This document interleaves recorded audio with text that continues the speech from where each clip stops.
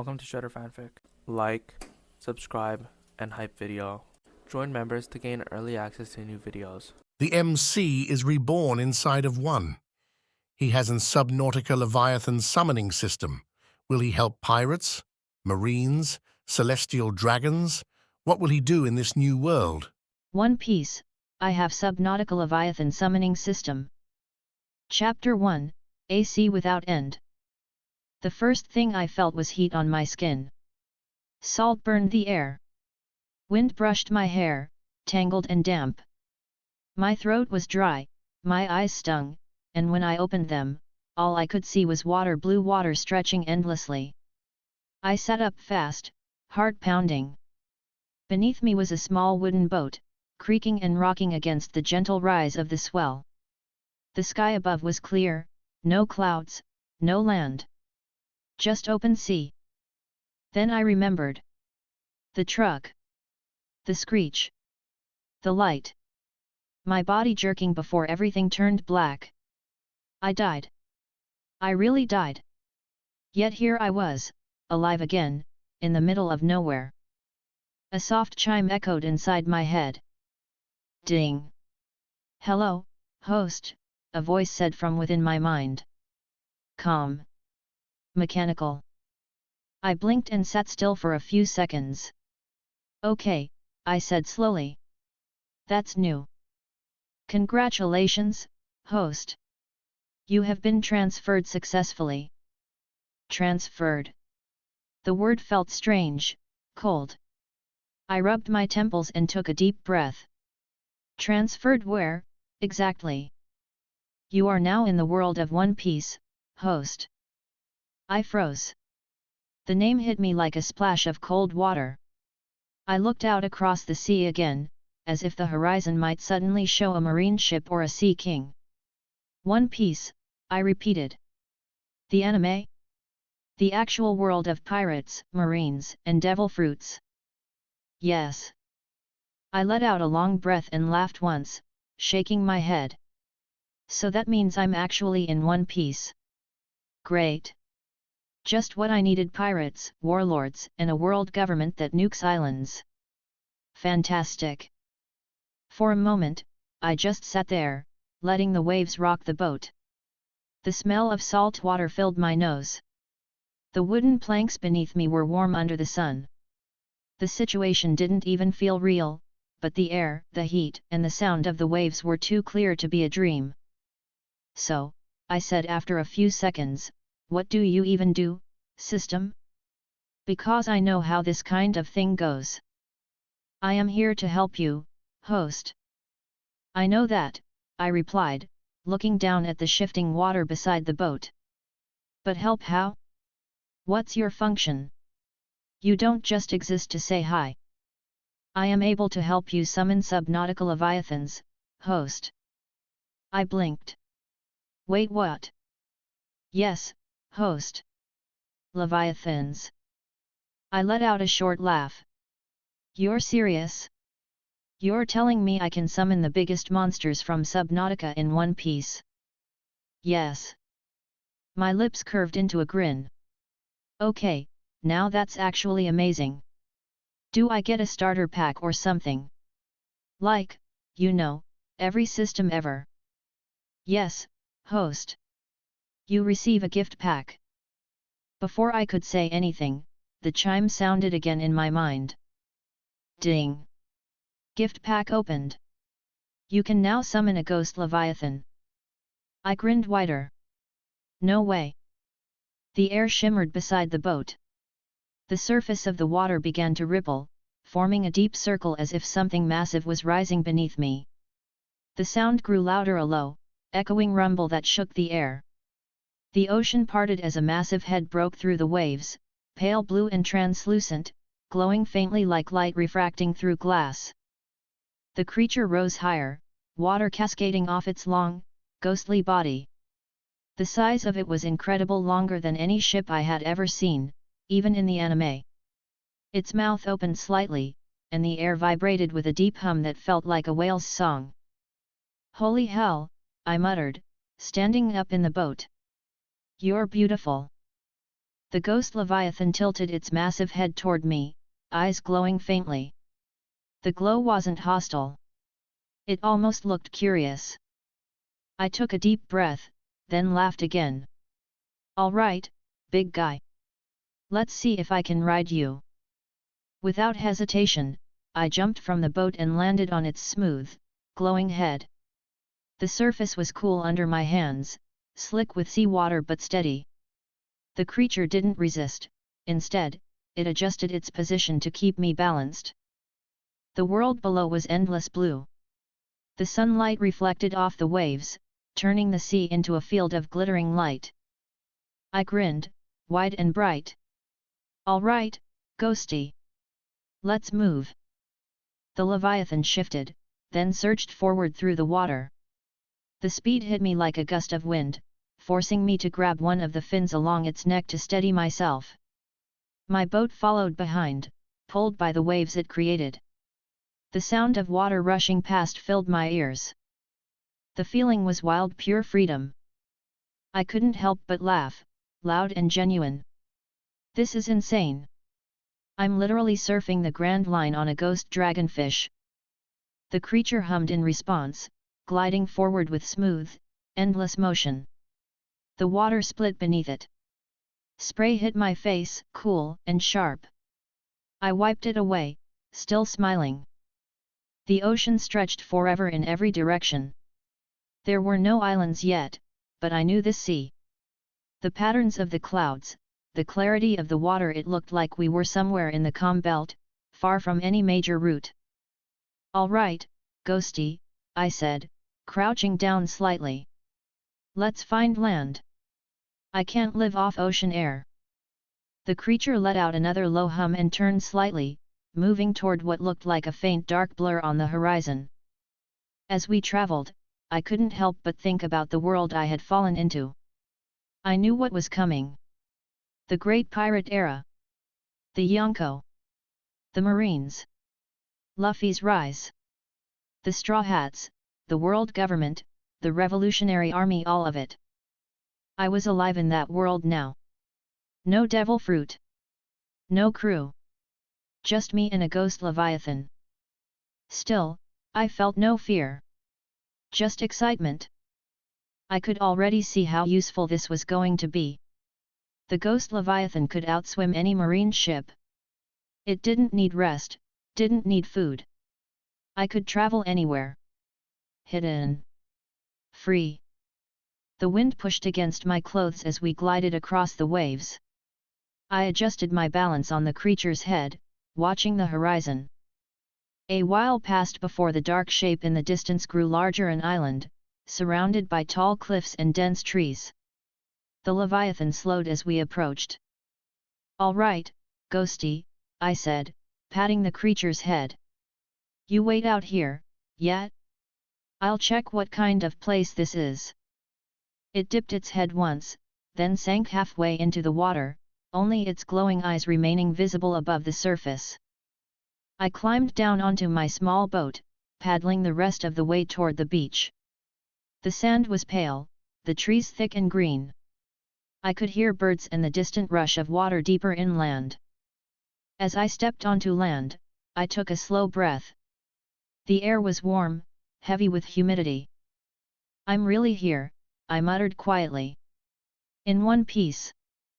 The realization still felt unreal, but the ground beneath my boots and the salty air made it undeniable. I scanned the coastline for any signs of civilization. Nothing yet. Probably a small island, maybe one of the hundreds that weren't even charted on most maps. Perfect place to start. "System," I said quietly. "Can you tell me where we are?" Scanning. "This island is located near the calm belt. It is uninhabited." "Good," I said with a small nod. "Means no marines, no pirates. For now." I stretched, feeling the stiffness in my shoulders fade. "All right. Let's get to work. I need supplies. Then I'll plan where to go next." The sound of waves echoed behind me as the ghost Leviathan remained half submerged, its eyes faintly glowing under the surface. It was strange comfort, knowing something that massive was under my command.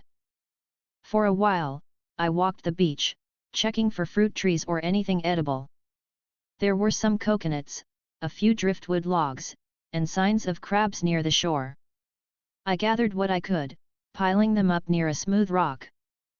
My mind kept running through everything I knew. If I was in One Piece, I needed to find out which era. If it was before Luffy set sail, I had time to prepare. If it was during or after Marineford, I'd need to be far more careful.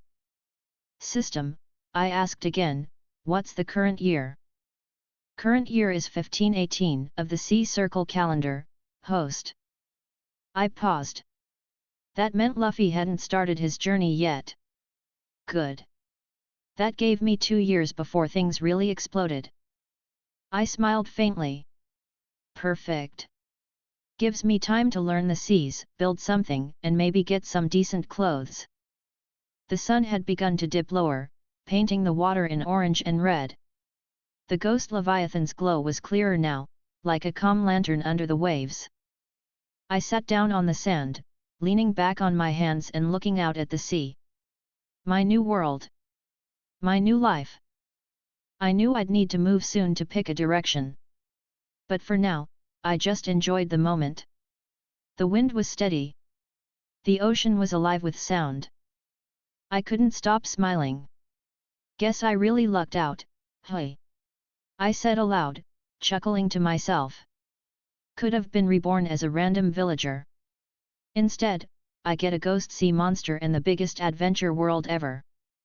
The system didn't reply this time, and that was fine. I looked down at my hand, flexing my fingers. I was 20 again. Strong, healthy. Alive. I looked up at the fading sun. All right, I said quietly. Let's see where this world takes me. The ghost Leviathan gave a low, distant hum, as if agreeing. I grinned again, stood, and brushed sand from my pants. Tomorrow, we'll head for Reverse Mountain. If we reach East Blue, I'll know exactly where to start. The creature dipped lower into the sea, faintly glowing under the waves as if acknowledging my command. I packed up what I found, secured it in the boat, and climbed back aboard. The Leviathan turned, lifting me gently on its head once more. The night sky stretched above us, full of stars brighter than I'd ever seen. The water shimmered beneath, and the world felt huge. For the first time since my death, I felt free. The Leviathan began to move again, cutting across the dark water toward the unknown. Chapter 2, The Sea Turns Red. The sea was calm, too calm. A wide stretch of blue spread before me, and not even the wind was loud enough to break it. The ghost Leviathan drifted just below the surface, glowing faintly through the rolling water. From above, it looked like a streak of light sliding under glass. I sat on the small deck of the stolen marine ship, my boots resting on a crate stamped with the marine insignia. A cigarette burned between my fingers, the smoke curling upward, mixing with the ocean air. The ship's crew was long gone. Half of them had abandoned ship the moment the ghost Leviathan breached the water. The others, well, they jumped too late. The system had said nothing when I gave the order earlier, and that was fine. I didn't need it to. The moment I saw the marine flag on the horizon, I knew exactly what I was going to do. I had commanded the ghost Leviathan to rise from the depths. It had obeyed instantly. The creature broke through the waves like a living storm, massive, glowing, silent at first. The Marines screamed when its head shadowed their ship. Cannonballs bounced off its skin like pebbles. The sound of splitting wood echoed through the air as the ship cracked under its weight. Now, the same ship sat half-repaired and in my control. It had taken me a few hours to fix the steering and remove the bullet holes from the deck. Marine carpentry tools came in handy. I took another drag of the cigarette, then flicked it overboard. The wind caught the ember and scattered it. Not bad, hey, ghosty, I said, glancing toward the water. The ghost Leviathan rose slightly, its head breaching the surface. Its glowing eyes watched me in silence. "You did great," I said, smiling. "Quick and clean. You're a damn beast." The creature gave a low hum in response before lowering itself back beneath the waves. I kicked open one of the wooden crates near me and began rummaging through it. Inside were stacks of papers, folders, and sealed envelopes. Most were standard marine reports, shipment logs, and minor bounty notices. But buried beneath them were several rolled-up newspapers, each one marked World Economy Newspaper. I grabbed the top one and unrolled it. The date printed at the top caught my attention first, the aftermath of Thriller Bark. My eyes moved across the front page.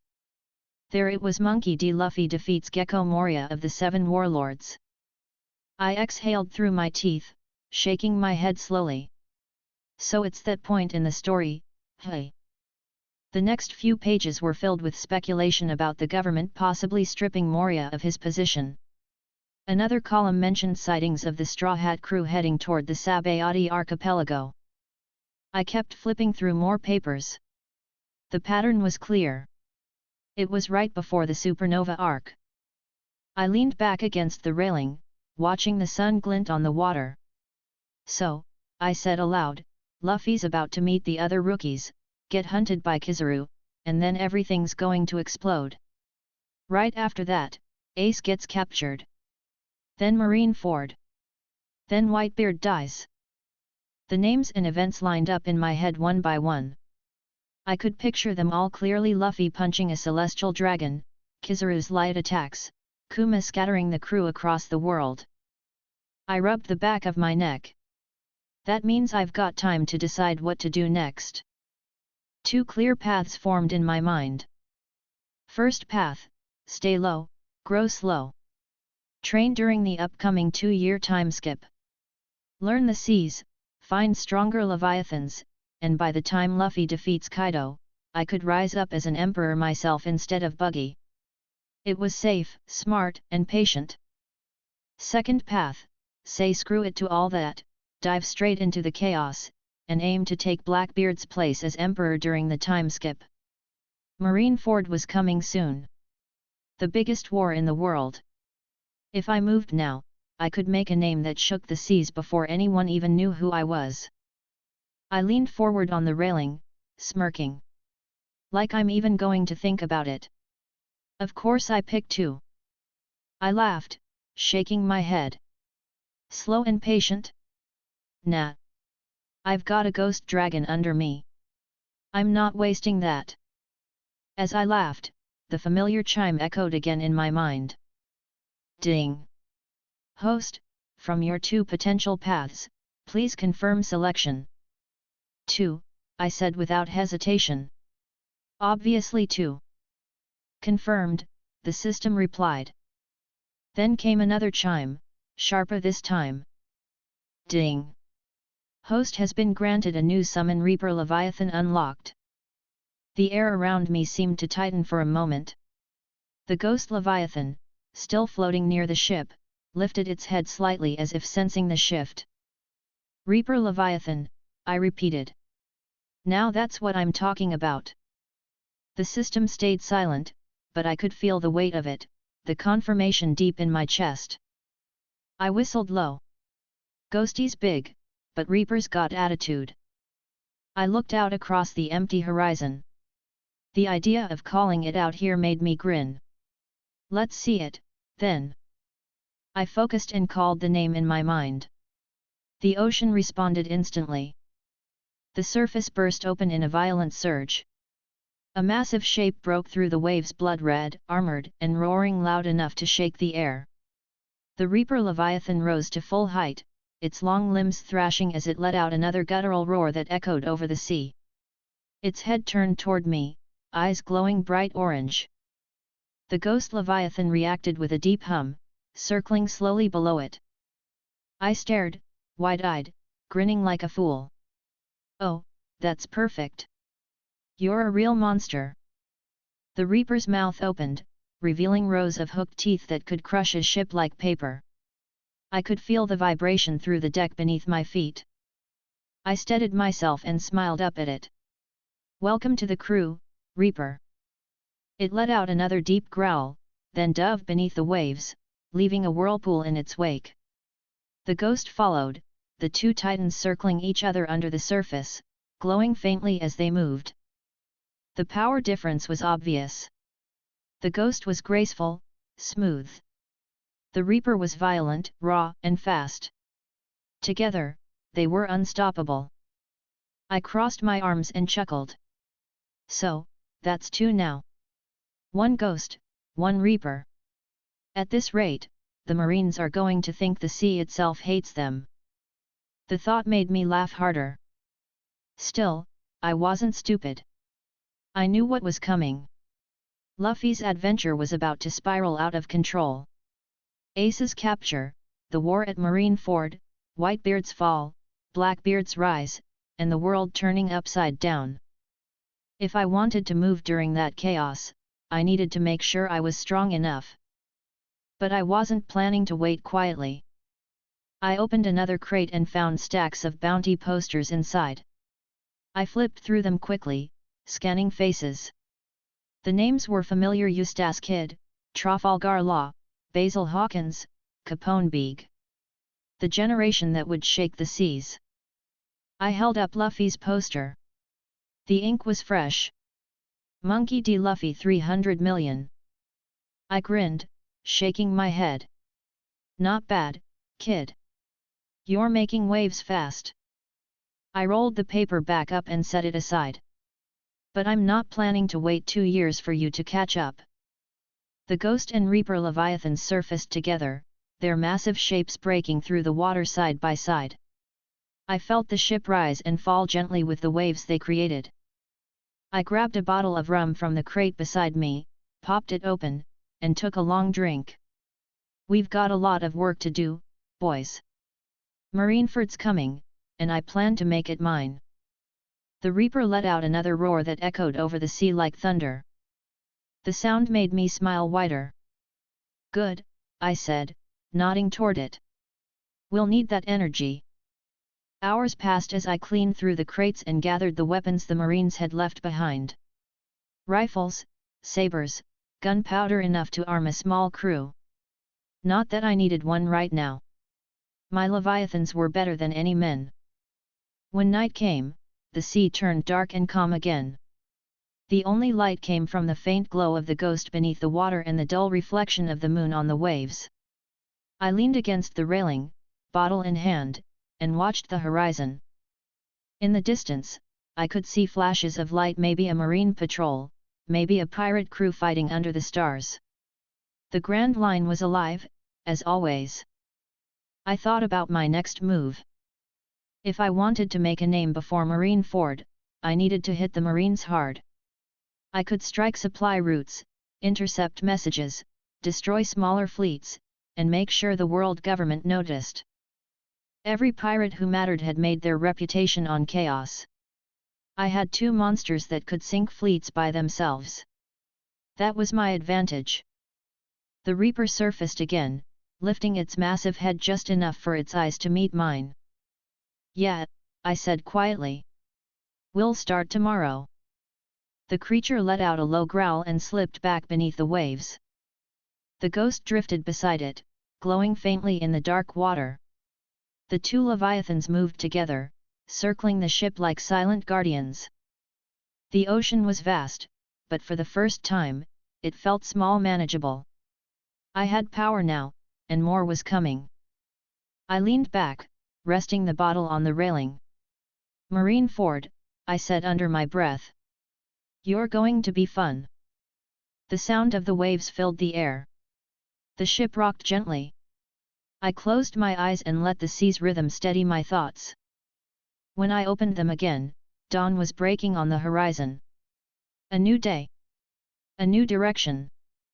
I stretched my arms, smiling as the first light touched the water. All right, Ghosty, Reaper, I said. Let's move. We've got Marines to find. Both creatures responded, one with a hum, the other with a deep growl. The ship began to move forward, carried by the water displacement from their motion. The plan was simple. Strike fast, leave nothing behind, and make the Marines fear the deep. The ocean opened before us again, endless and waiting. Chapter 3, The Black Arms Lesson. The sea was quiet that morning. The ghost Leviathan drifted under my ship like a shadow, its glow flickering beneath the waves. The Reaper swam somewhere deeper, the surface rippling now and then when its tail brushed close. The Grand Line stretched forever ahead, clear sky, steady wind, no islands in sight. It had been days since the last marine ship, and I was getting bored. Then I saw the sails. They were white, trimmed with the marine insignia. The ship was clean, disciplined, and cutting through the water with speed that only came from trained hands. I pulled my telescope from my belt and looked closer. The man standing at the bow was large, broad, and unmistakable. Grey hair tied back, thick frame, a metal arm that gleamed in the sun. Black Arm Zephyr. The name hit me instantly. He wasn't a pirate, not a warlord. He was still a marine and instructor now, but one who used to be an admiral. He'd trained men like Kizaru and Aokiji. His strength was something even monsters respected. Behind him stood two figures. A woman with dark blue hair tied neatly, her uniform spotless even in the sea wind, and next to her, a blond man with long hair and an easy grin. Bins. Zephyr's two prized students. Both looked ready for a fight. I lowered the telescope, smiling. Well, that's going to be fun. The ship kept coming straight toward me. The Marines on deck were moving into formation, but I barely paid attention to them. My focus stayed on the three at the front. The distance closed. Zephyr's deep voice carried over the waves. Unknown vessel, identify yourself. I cupped my hands around my mouth and shouted back, cheerful and loud. Just a traveler, old man. But you're in my way. His eyes narrowed. You're a pirate, aren't you? Something like that, I said, grinning. Anne stepped forward. Sir, should we open fire? Zephyr didn't look at her. No. I'll handle this myself if he refuses to leave. Refuse to leave? Yeah, I think I'll do that, I said, leaning on the railing. I'm curious about how strong the Black Arm really is. The sea around my ship began to churn as the Reaper surfaced, its red body cutting through the waves. The roar that followed shook the air. The Marines on Zephyr's ship screamed in panic. Anne's eyes widened.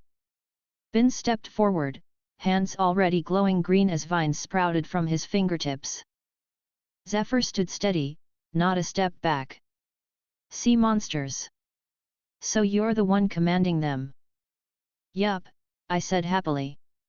They listen pretty well. Then you're a fool. The word made me laugh. Maybe. But at least I'm a happy fool. Prepare for battle, Zephyr ordered. His tone was calm, but his eyes were focused. He turned slightly toward Anne and Bins. You two stay sharp. Don't engage recklessly. Yes, Sensei, they said together. That was all I needed to hear. I raised my hand slightly. Ghost. Reaper. Playtime. The sea exploded. The ghost Leviathan shot up from beneath the water, slamming into the marine ship from below. Wood cracked, men shouted, and cannons rolled across the deck. Before they could fire a single shot, the Reaper surged from the opposite side, claws tearing through the hull. Defend the ship! Bins shouted. Vines whipped from his arms, wrapping around the Reaper's neck, pulling tight. The creature roared and snapped its jaws, shaking free. Anne dashed across the deck, her movements quick and sharp, palm glowing blue as she struck the air. The energy rippled out and hit Ghost's side, slowing its next attack. Zephyr leapt into the air. The metal arm glowed faintly as he landed on the Reaper's head, slamming his fist down hard enough to make the sea erupt around them. The Reaper roared, thrashing. Zephyr didn't move, his feet planted, his jaw tight. Impressive! I shouted over the wind. Still got it, hey, old man. He didn't answer. He just launched himself again, aiming straight for my ship this time. I stepped back, smiling wide. All right, let's see it then. The ghost rose between us, intercepting him midair. Zephyr punched its forehead, a shockwave rippling across the water. The creature howled, but the blow didn't knock it back. Instead, its tail swung up and smacked Zephyr aside, sending him crashing into the water. Binz and Anne both screamed his name, jumping after him without hesitation. The battle raged for another hour. Every time the Marines tried to retreat, Ghost and Reaper blocked their path. The sea became their battlefield. Zephyr fought with everything he had, his arm crushing waves apart, but the endless water worked against him. The beasts were born for it. Every attack from his students bought him time, but not enough. When the sun began to dip, it was over. The Marine ship was half sunk, its sails torn. The remaining soldiers had abandoned it on lifeboats, fleeing across the open sea. Zephyr, Anne, and Binz lay on the wrecked deck, soaked and exhausted. The Ghost and Reaper floated nearby, silent and calm now that I'd given the signal. I lowered a rope ladder from my ship. Come aboard before you drown. Zephyr glared up at me, chest rising and falling with each breath. You're lucky I don't have my full force with me. Maybe, I said cheerfully. But I'd still win. He scowled but climbed the ladder. Anne followed right after, then Binz, his hand still clutching his side. When they reached the deck, I motioned to the barrels near the mast. Sit. You look like you need it. Zephyr didn't sit. Anne did, quietly, while Binz stood behind her, eyes still sharp. I grinned. You three were a tough catch. That was fun. Fun. Binz snapped. You attacked us out of nowhere. Hey, I was bored, I said, shrugging. Besides, I needed to see how strong a Marine instructor really is. Anne's tone was calm but tight. You could have killed people. But I didn't, I replied. You're welcome. Zephyr stared at me silently for a few moments. His voice, when he spoke, was deep and steady. What do you want? I smiled faintly. Straight to it. I like that about Marines. You don't waste time. He crossed his arms. You won't gain anything by keeping us here. If you have demands, say them. I walked closer, stopping just in front of him. I do have a demand. Just one. He said nothing, waiting. I'll let your students go, I said slowly, if you agree to train me. I want to learn Haki. His eyes narrowed slightly. Anne looked up, startled. Binz immediately shouted, You're insane. You think Sensei would teach a pirate like you? I looked at him, still smiling. You're right, it's a long shot. But I think he will. Why would I? Zephyr asked. His tone didn't rise, but the weight in it was enough to make the air still. Because you care about your students, I said easily. You said it yourself once, protecting the next generation matters more than your pride. Anne's eyes widened slightly. Binz took a half step forward, but Zephyr raised his hand to stop him. He studied me for a long moment, his expression unreadable. Then he said, You'll let them go unharmed. Completely, I said, nodding. Ghost will take them to the nearest island. They'll be fine. Zephyr's gaze didn't waver. And if I refuse? I shrugged. Then I keep them here until you change your mind. But I think we both know you'll say yes. Silence. The waves rocked the ship gently. Finally, Zephyr sighed through his nose and looked at his students. Anne, Binz. Go with the creature. You'll be safe. Sensei. Binz protested. That's an order, Zephyr said firmly. His tone left no room for argument. Anne stood slowly. Yes, Sensei. She turned to me, her eyes cold. If you hurt him, I'll make you regret it. I chuckled. Relax. I just want to learn, not fight him again. The ghost rose beside the ship, lowering its head close to the deck. Anne and Binz hesitated, then climbed onto its back. Within seconds, the creature slipped beneath the waves, carrying them toward the horizon. When they were gone, only Zephyr and I remained. I leaned against the railing. You made the right call. He looked at me sharply. Don't act like you're doing me a favor. You wanted something. You'll get it, but you'll work for it. That's fine, I said, grinning. I like working for strong people. He exhaled, then stepped to the center of the deck. We start now. I blinked. Now. Do you think you can waste time? He asked. Haki isn't something you can play with. You wanted to learn, so learn. I laughed. All right, all right. I joined him on the open deck. Zephyr stood straight, his arms folded behind him. Observation Haki comes first. It allows you to feel presence and intent. Without it, you'll never see a true battle coming. He closed his eyes. You'll stay still and listen to the world around you. If you can sense my movement before I strike, I'll consider that progress. Sounds simple enough, I said lightly. He didn't reply.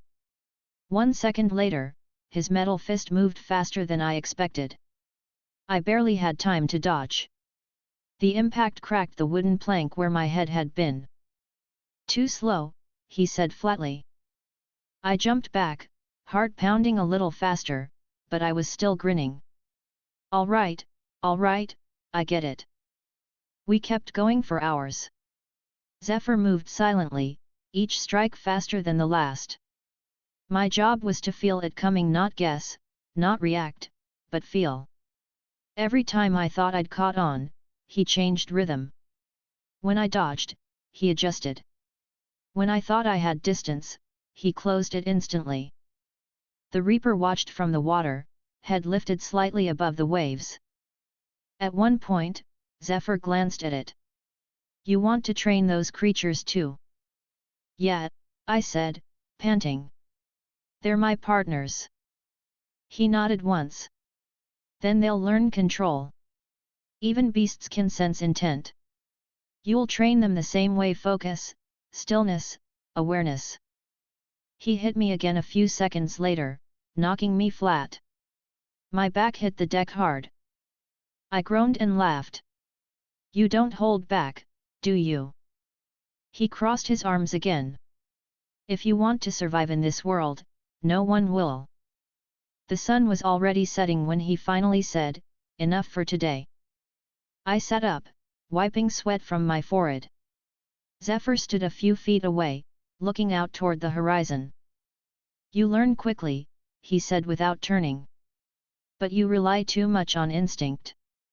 Observation Haki isn't instinct, it's awareness. You'll understand soon. I nodded, breathing hard. I'll get it. He looked back at me briefly, then at the Reaper. Tomorrow, we begin armament. The Reaper let out a low growl. Zephyr's expression didn't change. If it can survive my blows, it might learn something too. I laughed, tired but excited. You're insane, old man. He adjusted his coat. Takes one to recognize another. The waves rocked the ship gently as the sun dipped below the sea. The Reaper floated close, silent. Zephyr stood at the bow, arms crossed, calm and steady. For the first time in a long while, I felt like the sea wasn't just an endless stretch of water, it was a place to grow stronger. Chapter 4, Lessons That Hurt. The next morning, Zephyr made us move before sunrise. The old marine stood at the bow of my ship, watching the horizon as the first light touched the waves. His coat was still soaked from yesterday's fight, but he didn't seem to care. He gave orders like he was still an admiral. "Land ahead. We'll train there," he said, his voice deep and sure. The Reaper swam ahead, its red glow breaking the water's surface, while the ghost followed beside it. The two monsters moved in perfect rhythm, their speed steady and smooth. I stood next to Zephyr, stretching my arms. "An island? I thought we'd just train here." "You'll destroy the ship if we keep going like yesterday," he replied. "Fair point," I said, smiling a little. He didn't return it. His focus stayed locked forward. Anne and Binz were long gone, taken to safety, so it was just the three of us now, me and my two beasts, with the marine legend watching over us like a strict instructor. By mid-morning, we reached the island. It was small, covered in green, the sand pale and soft underfoot. Birds scattered as the Reaper's tail brushed the shallows. The ghost stopped near the shore, its body half in the water, watching silently. Zephyr stepped onto the sand first. His boots sank slightly as he looked around, then nodded once. "This will do." He turned to me. "Today you'll learn to feel an attack before it lands. You'll rely on nothing but instinct. No guessing." I raised a brow. "Observation Haki again?" "Yes," he said. "Until you stop thinking and start feeling." He walked toward the center of the island, stopping near a massive tree. The thing was huge, its trunk thick enough that three men couldn't wrap around it. Zephyr cracked his neck, rolled his shoulders, and then, without warning, dug his metal arm into the base of the tree. The ground shook. Roots split, dirt flew, and within seconds, he had ripped the entire tree out of the ground. He held it easily in one arm like it weighed nothing. I blinked. "That's insane." He looked at me calmly. "You'll hold this." "What?" He tossed the tree in my direction. I caught it barely, the weight slamming into my chest and arms. I gritted my teeth, adjusting my grip. The trunk was wider than my body, rough bark scraping my hands. Zephyr nodded once. "Good. Now feed it to your creature." I stared at him, confused. "Feed it to O." I turned to the Reaper, who had crawled partway onto shore. "Open up, big guy." The Reaper's mouth opened wide, rows of teeth glinting in the sunlight. I lifted the tree and shoved it inside. The sound of crunching wood filled the air as it bit down. Zephyr folded his arms. "Now close its eyes." The Reaper obeyed immediately when I gave the order. Its red eyes dimmed shut. Zephyr turned to the ghost. "You'll swing." The ghost tilted its head. "You heard him," I said, still grinning despite the weight in my arms. "Use the tree as a club. Don't hold back." Zephyr nodded approvingly. "The Reaper will rely only on instinct to avoid the strike.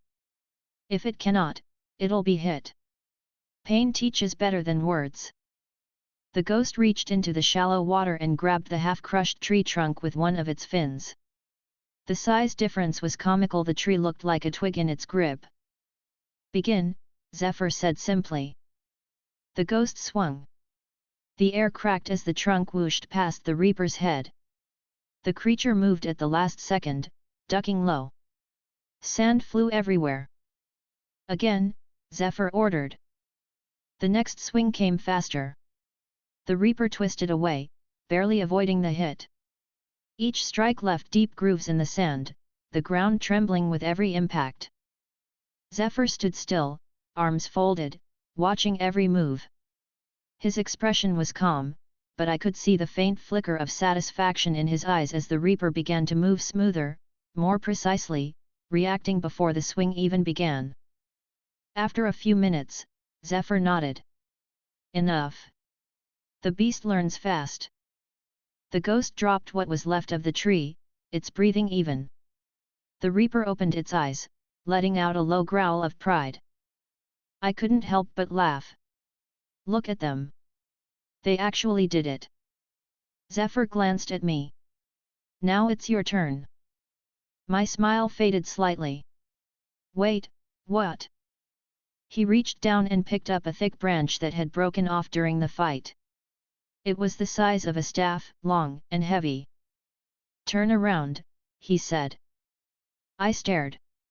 Why would I turn around?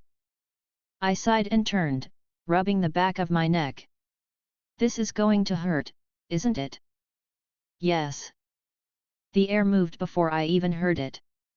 The branch struck the back of my head with a solid thunk. Gah! I stumbled forward, clutching my skull. You didn't even say go. You won't get a warning in a fight, he said calmly. Again. Face away. I groaned, turning around again. The second hit came faster. I tried to sense it, to focus on the faint shift in the air, but I was still too slow. The branch cracked against the side of my head. Ow, damn it! I yelled. Zephyr's voice stayed level. Don't think. Feel. I'm feeling pain, I muttered. Good. Remember it. He swung again. I tried to duck this time but mistimed it. The branch smacked the top of my skull with a dull thud. For the next hour, he didn't stop. Every time I thought I sensed the movement, I missed. Every time I got close, he changed rhythm. The Ghost and Reaper sat nearby, watching in silence, probably wondering why their supposed master was being beaten like a drum. Sweat ran down my face. My head throbbed in at least a dozen spots. Zephyr never slowed. He didn't shout, didn't gloat, just struck again and again, each blow precise, measured. When he finally stopped, I was lying on my back in the sand, staring up at the sky. My entire scalp ached. I could feel bumps forming everywhere. Zephyr rested the branch on his shoulder, breathing evenly. His face stayed neutral, but there was a hint of satisfaction in his eyes. You're durable, he said. But your awareness is still terrible. I groaned. Yeah, thanks for the compliment. He looked toward the Reaper and Ghost, who were both sitting still, watching. Those two, though they have talent. They've already grasped the basics of observation. I raised my head weakly. Already? Seriously? He nodded. Their instincts are extraordinary. Better than most humans I've trained. I sat up, rubbing my head. Better than your students? Yes. I grinned. Even Akainu? You know, one of the admirals. The guy who could probably go one-on-one with a Yonko and win. Zephyr didn't hesitate. Even the three admirals. That actually made me laugh out loud. You're saying my sea monsters have better Haki talent than the strongest marines alive? That's insane. It's not talent alone, Zephyr said. It's nature. They're born as predators. Their senses are already sharper than most humans. All I've done is show them how to use it properly. The Reaper let out a low growl, its tail flicking the sand. The Ghost hummed softly from the shallows. They both looked proud, like they understood what he'd said. I rubbed my sore head again. So, what now? Since they're better than me, do they start teaching me next? Zephyr gave me a faint, almost invisible smile. No. You'll keep training until you catch up. But for now, they'll begin learning the next step, armament Haki. I raised an eyebrow. Already? Isn't that a bit fast? They'll only learn the basics, he said, voice even. True mastery takes years. But they must start feeling how to coat their bodies, to defend and strike properly. Their size means their control will need to be stronger. He looked at me then, his expression firm. As for you, you'll keep working on observation. You can't move to armament if you can't sense an attack. Right, I muttered. He walked past me toward the ghost, resting his hand briefly on its glowing head. Even for Marines, learning Haki isn't quick. None of the admirals learned it in one day. Not even Garp or Sengoku. It takes time, patience, and pain. I've got plenty of pain right now, I said dryly. He looked back at me, almost amused. Good. That means you're learning. I grinned through the ache. Sure doesn't feel like it. Zephyr ignored that and turned toward the Reaper. You'll begin armament by striking the hardest surface you can find. When you feel resistance from within, that's the start. Ghost will do the same. Their bodies must learn to reinforce themselves. The two beasts responded immediately. The Reaper stomped a claw into the ground, cracking the earth, while Ghost pressed one of its fins against a boulder near the shore. Zephyr stood back, watching them work. They'll adapt faster than you think. I pushed myself up and stretched. I'll keep practicing too. Good, he said. But don't expect results overnight. I tilted my head. You sure this isn't payback for the fight? Zephyr's lips curved slightly. Maybe a little. I laughed. At least you're honest. The rest of the day passed in constant motion. Zephyr spent hours observing Ghost and Reaper as they practiced forming invisible armor along their limbs and heads. Every so often, he corrected their movement or made me act as a target to test their reaction. By evening, both creatures had begun to show faint signs of progress. When Ghost slammed its fin into a rock, the surface cracked, but the fin stayed unscathed. Reaper's claws began to shimmer faintly under the light, striking harder and cleaner than before. Zephyr seemed satisfied. They're on the right path. A few more weeks and they'll have enough control to coat fully. I was still sitting in the sand, rubbing my head. Glad someone's improving. He glanced down at me. You will too. Just slower. Gee, thanks. He looked toward the setting sun. We'll rest tonight. Tomorrow we continue. The Reaper and Ghost both settled near the shore. The sea was calm again. I leaned back, looking at the orange sky. My head still hurt like hell, but I couldn't help but smile. Zephyr was tough, no doubt about it.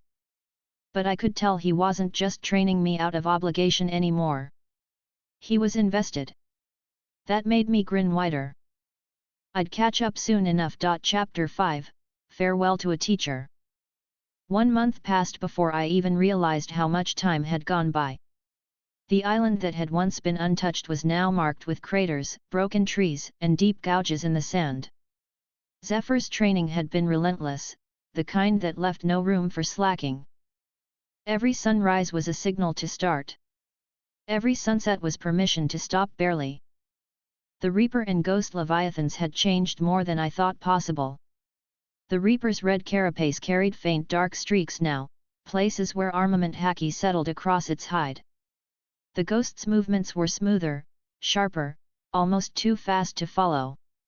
They could both sense things far beyond normal sight: the air, the shifts in water, the smallest intent from anything living within miles. Zephyr watched them train with his arms crossed, his expression always calm but satisfied. When the Reaper coated its claws in dark color for the first time, he actually smiled. As for me, I'd gotten better too, finally grasping observation Haki to a level that surprised even him. I could feel the heartbeat of every bird on the island, the ripple of the tide before it reached shore, and Zephyr's attacks before he even lifted a finger. My armament was still basic, thin, weak, but I could coat my fists long enough to block a strike without breaking bones. I stood now near the beach, hands on my hips, breathing in the salt air. The training was done. Zephyr was ready to go back. The old man stood near the Reaper's shadow, coat neat despite the heat. He looked the same as the day I met him: strong, solid, patient. You've learned faster than I expected, he said. I smiled. Good teacher. He gave a short, low laugh. Don't flatter me. You had the monsters do half the work. Hey, they're part of the team, I said cheerfully, patting the Reaper's side. The beast growled quietly in acknowledgement. Zephyr turned toward the open sea. You said you'd take me to a marine base. That still stands. Of course, I said. I said I'd return you safe, and I meant it. He gave a single nod. Then let's go. I motioned for Ghost and Reaper to lower themselves to the water. The Ghost slid close to the sand, body glowing faintly blue, while the Reaper followed deeper in the shallows. Zephyr climbed onto the Ghost's head like it was a training platform.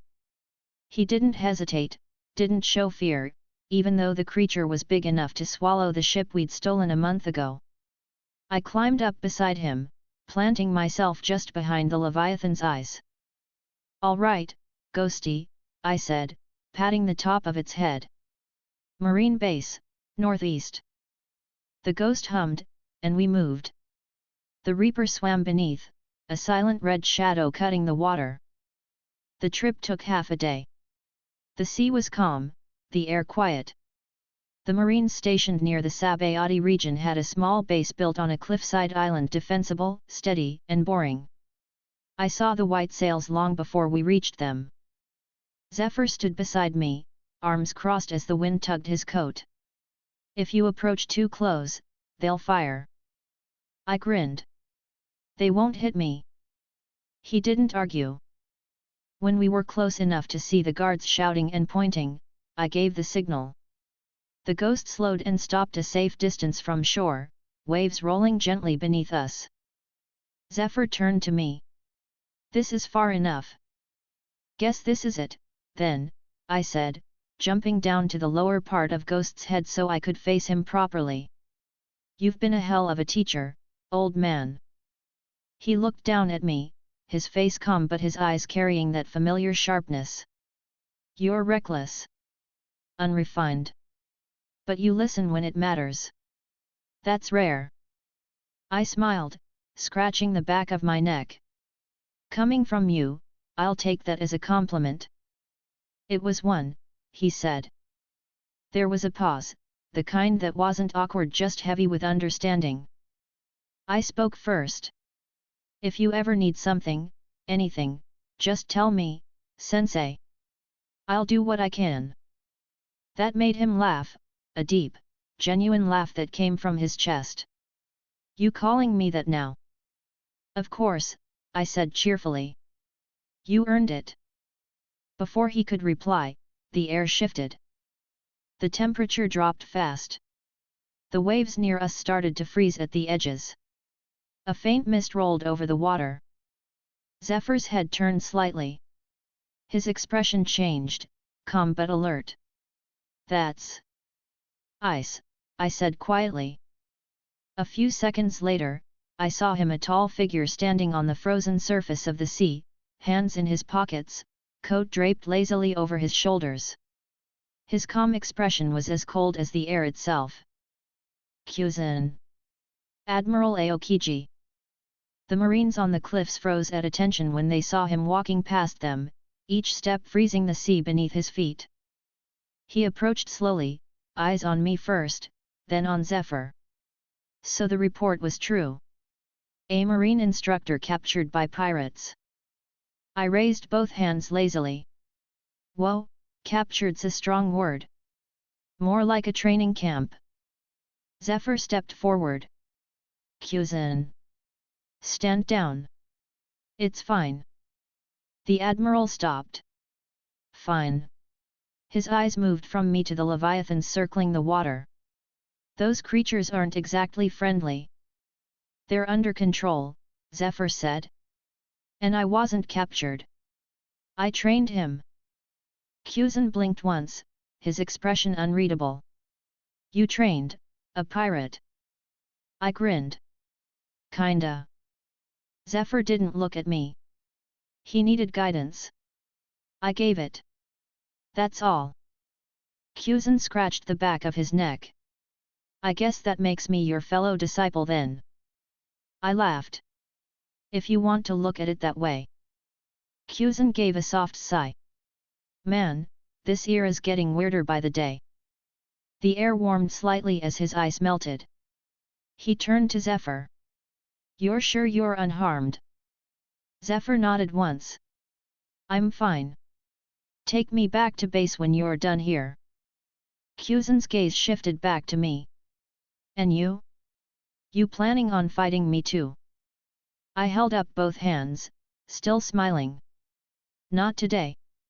You're way out of my league right now. He gave a small shrug. At least you're honest. Zephyr's tone softened slightly. Go. You've learned enough for now. I nodded.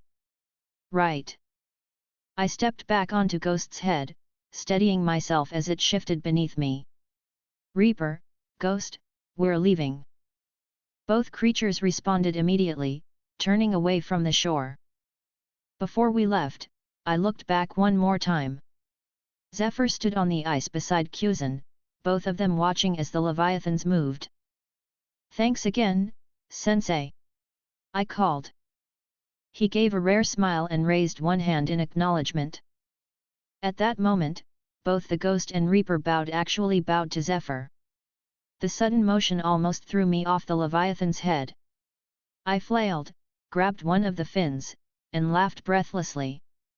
You two don't kill me showing respect. Kyuzan actually looked surprised for once. They bow now? They're polite for monsters. Zephyr just smiled faintly. Discipline takes many forms. The Ghost rose higher, and the sea opened ahead. The water rippled with their power as we moved away from the frozen patch.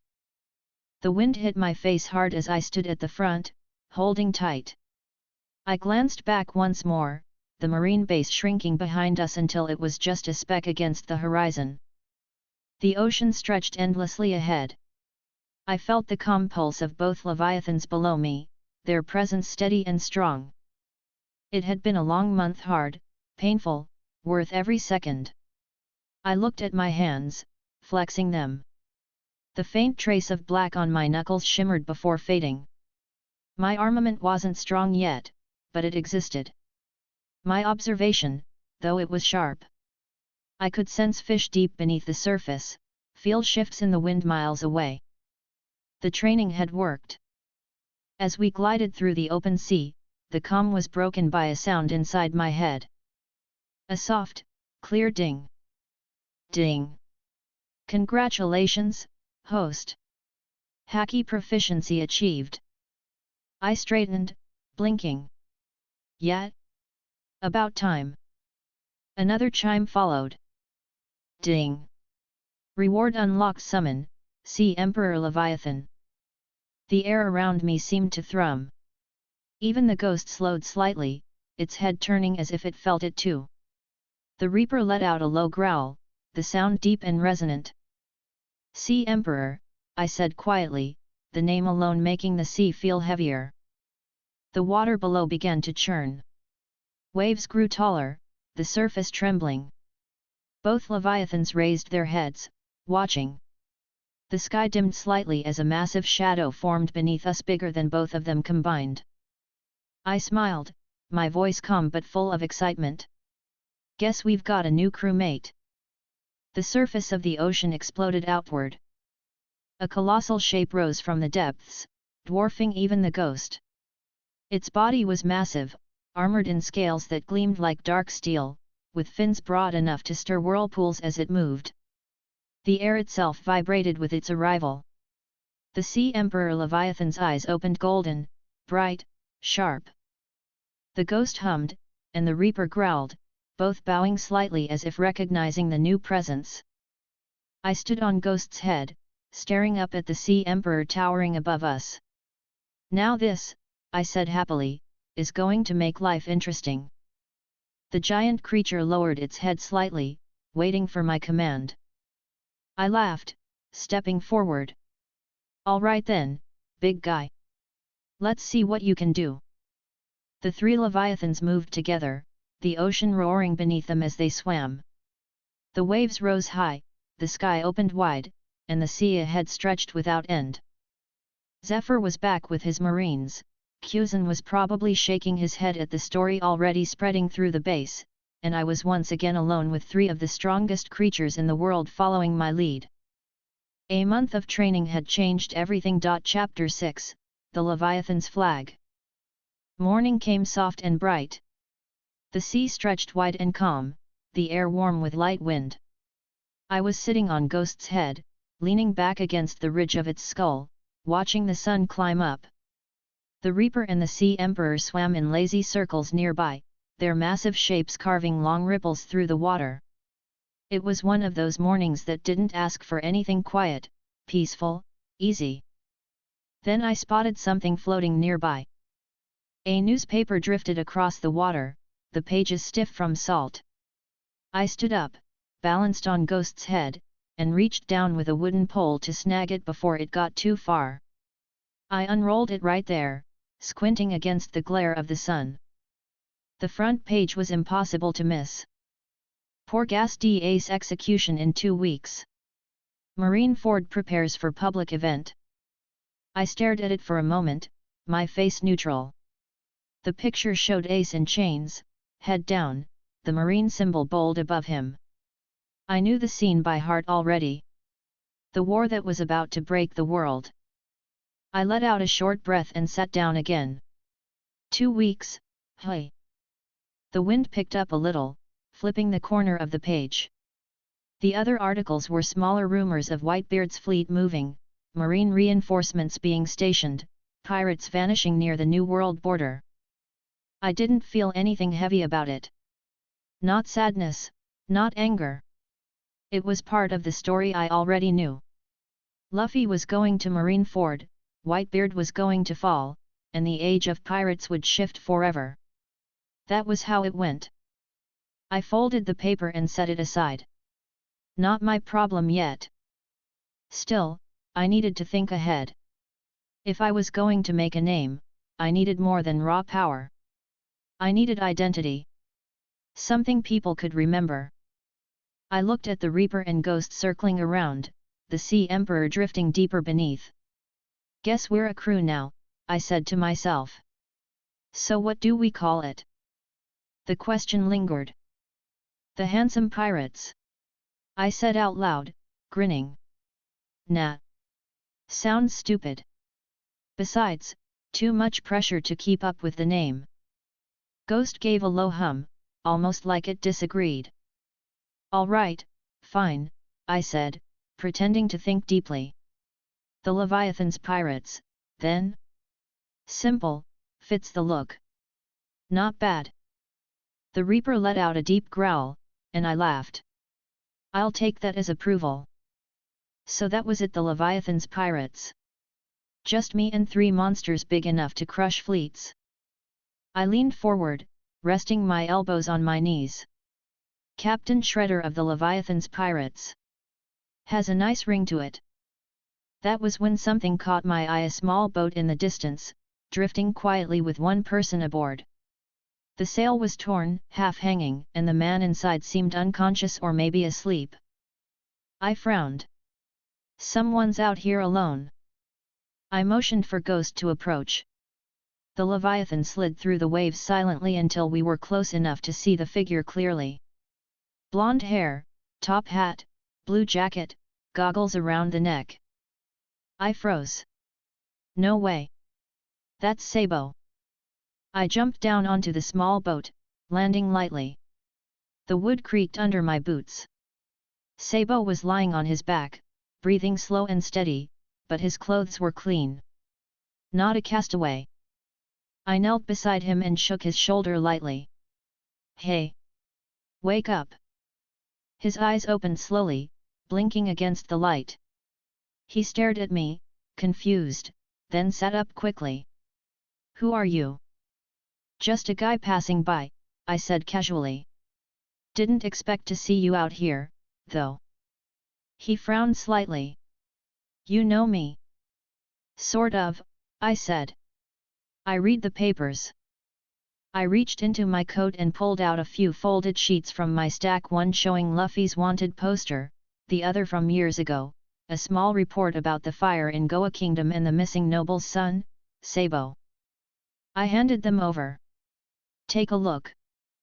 He hesitated but took them.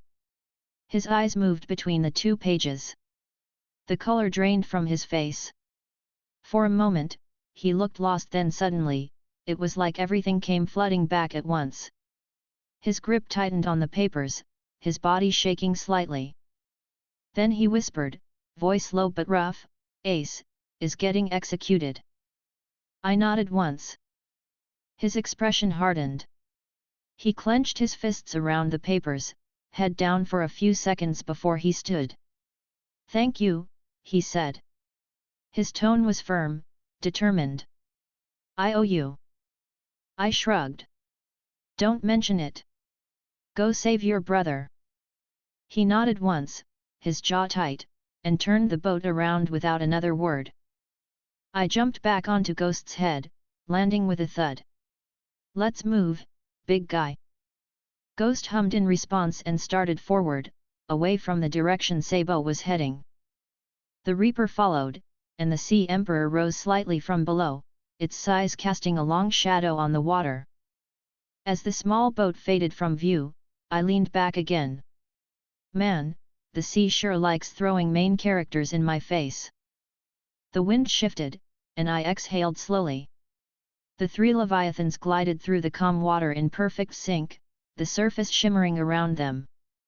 After a while, I looked down at the Sea Emperor swimming below. "You 3 are too big. Seriously, it's becoming a problem." Ghost let out a low, amused sound. I sighed. "Yeah, laugh it up. I can't take you anywhere without scaring half the ocean." That was when the familiar chime sounded in my head. Ding! "Fear not, host, I am here." I groaned lightly. Yeah, what is it this time?" "You have 2 choices," the voice said evenly. "Do not intervene in Marineford, or intervene in Marineford."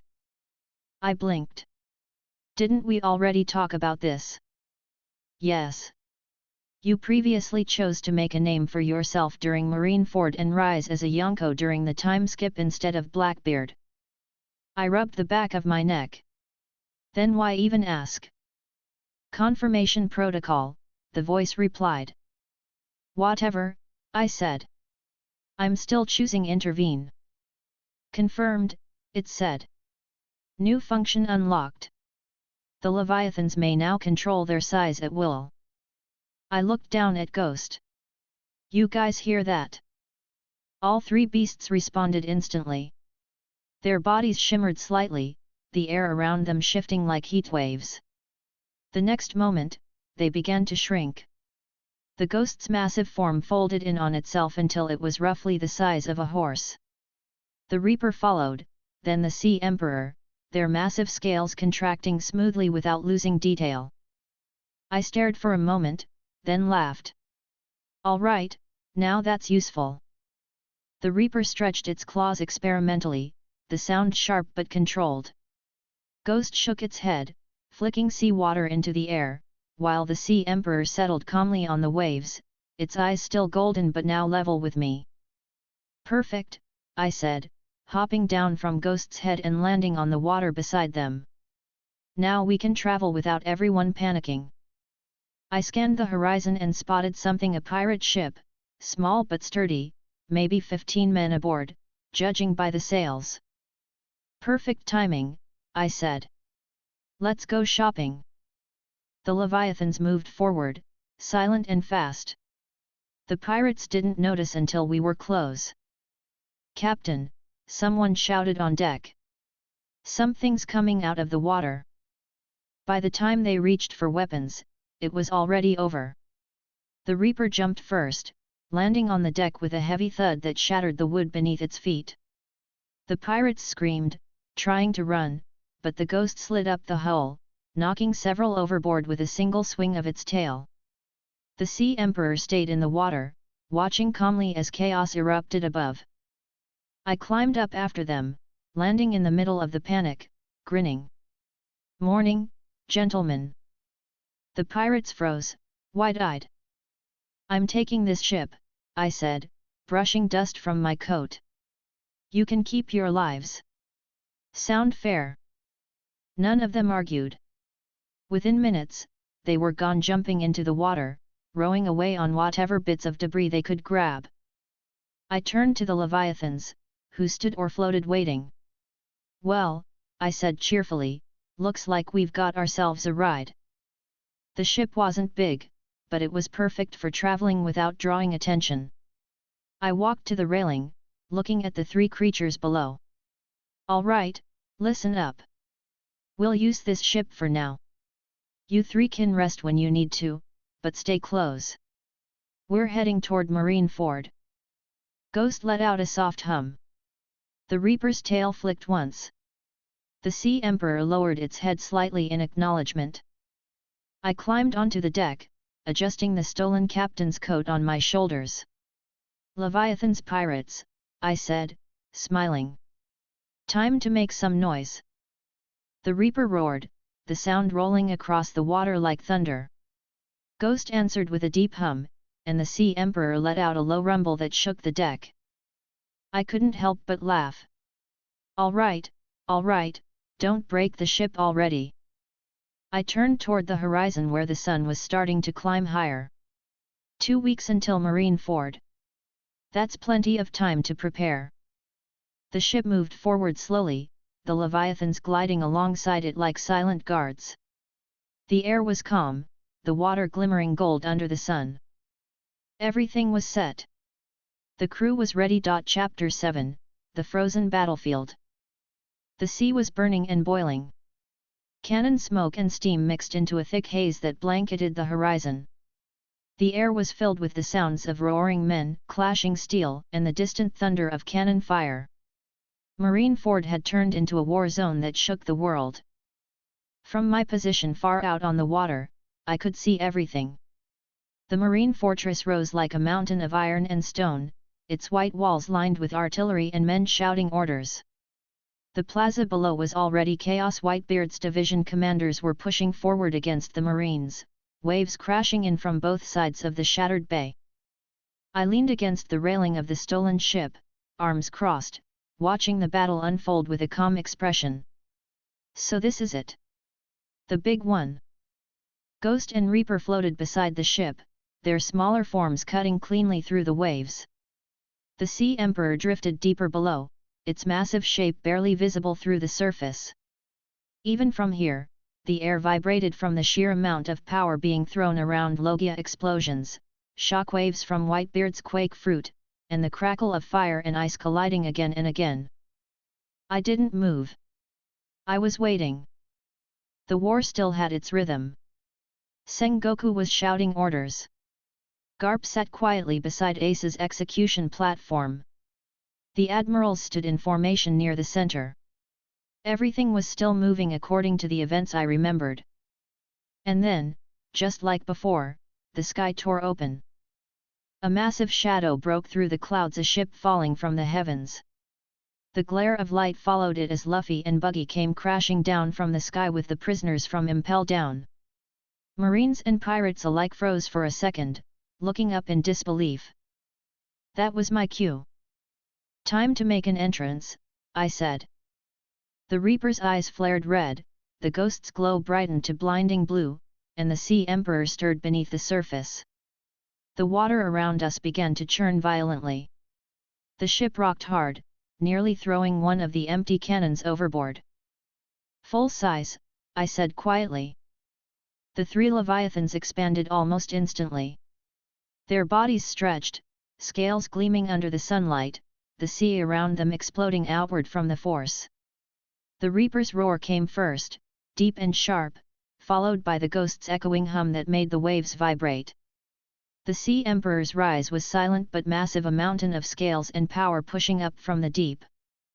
When all 3 breached the surface, the resulting wave towered higher than the fortress walls. Let's get everyone's attention, I said, smiling faintly. They dove forward together. The sea exploded as they charged, the wave following behind them like a moving wall.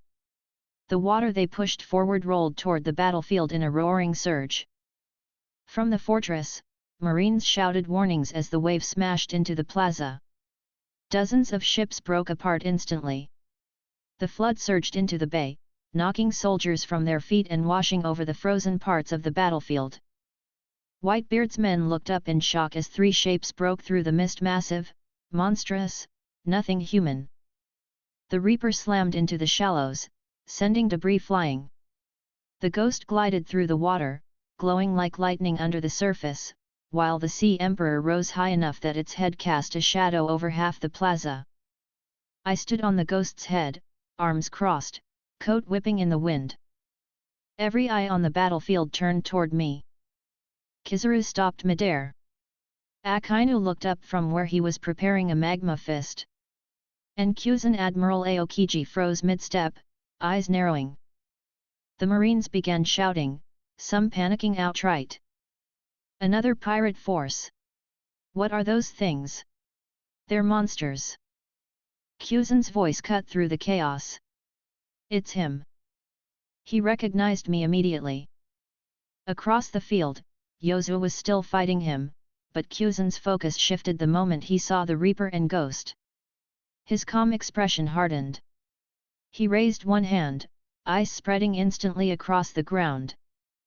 Yozu charged again, trying to catch him off guard, but Kyuzan turned just slightly, his tone flat. Sorry, but I don't have time to play anymore. He pressed his palm to the air, and the temperature dropped instantly. The ice spread in an instant, creeping up Yozu's arm, shoulder, and across his chest before anyone could react. In seconds, the Diamond Man froze solid. The Marines around gasped. Even Whitebeard's men paused. Kyuzan didn't even look back to watch his work. He was already walking away. He stepped forward calmly, the ice beneath his boots reforming as he crossed the battlefield, each step freezing the water that had flooded in.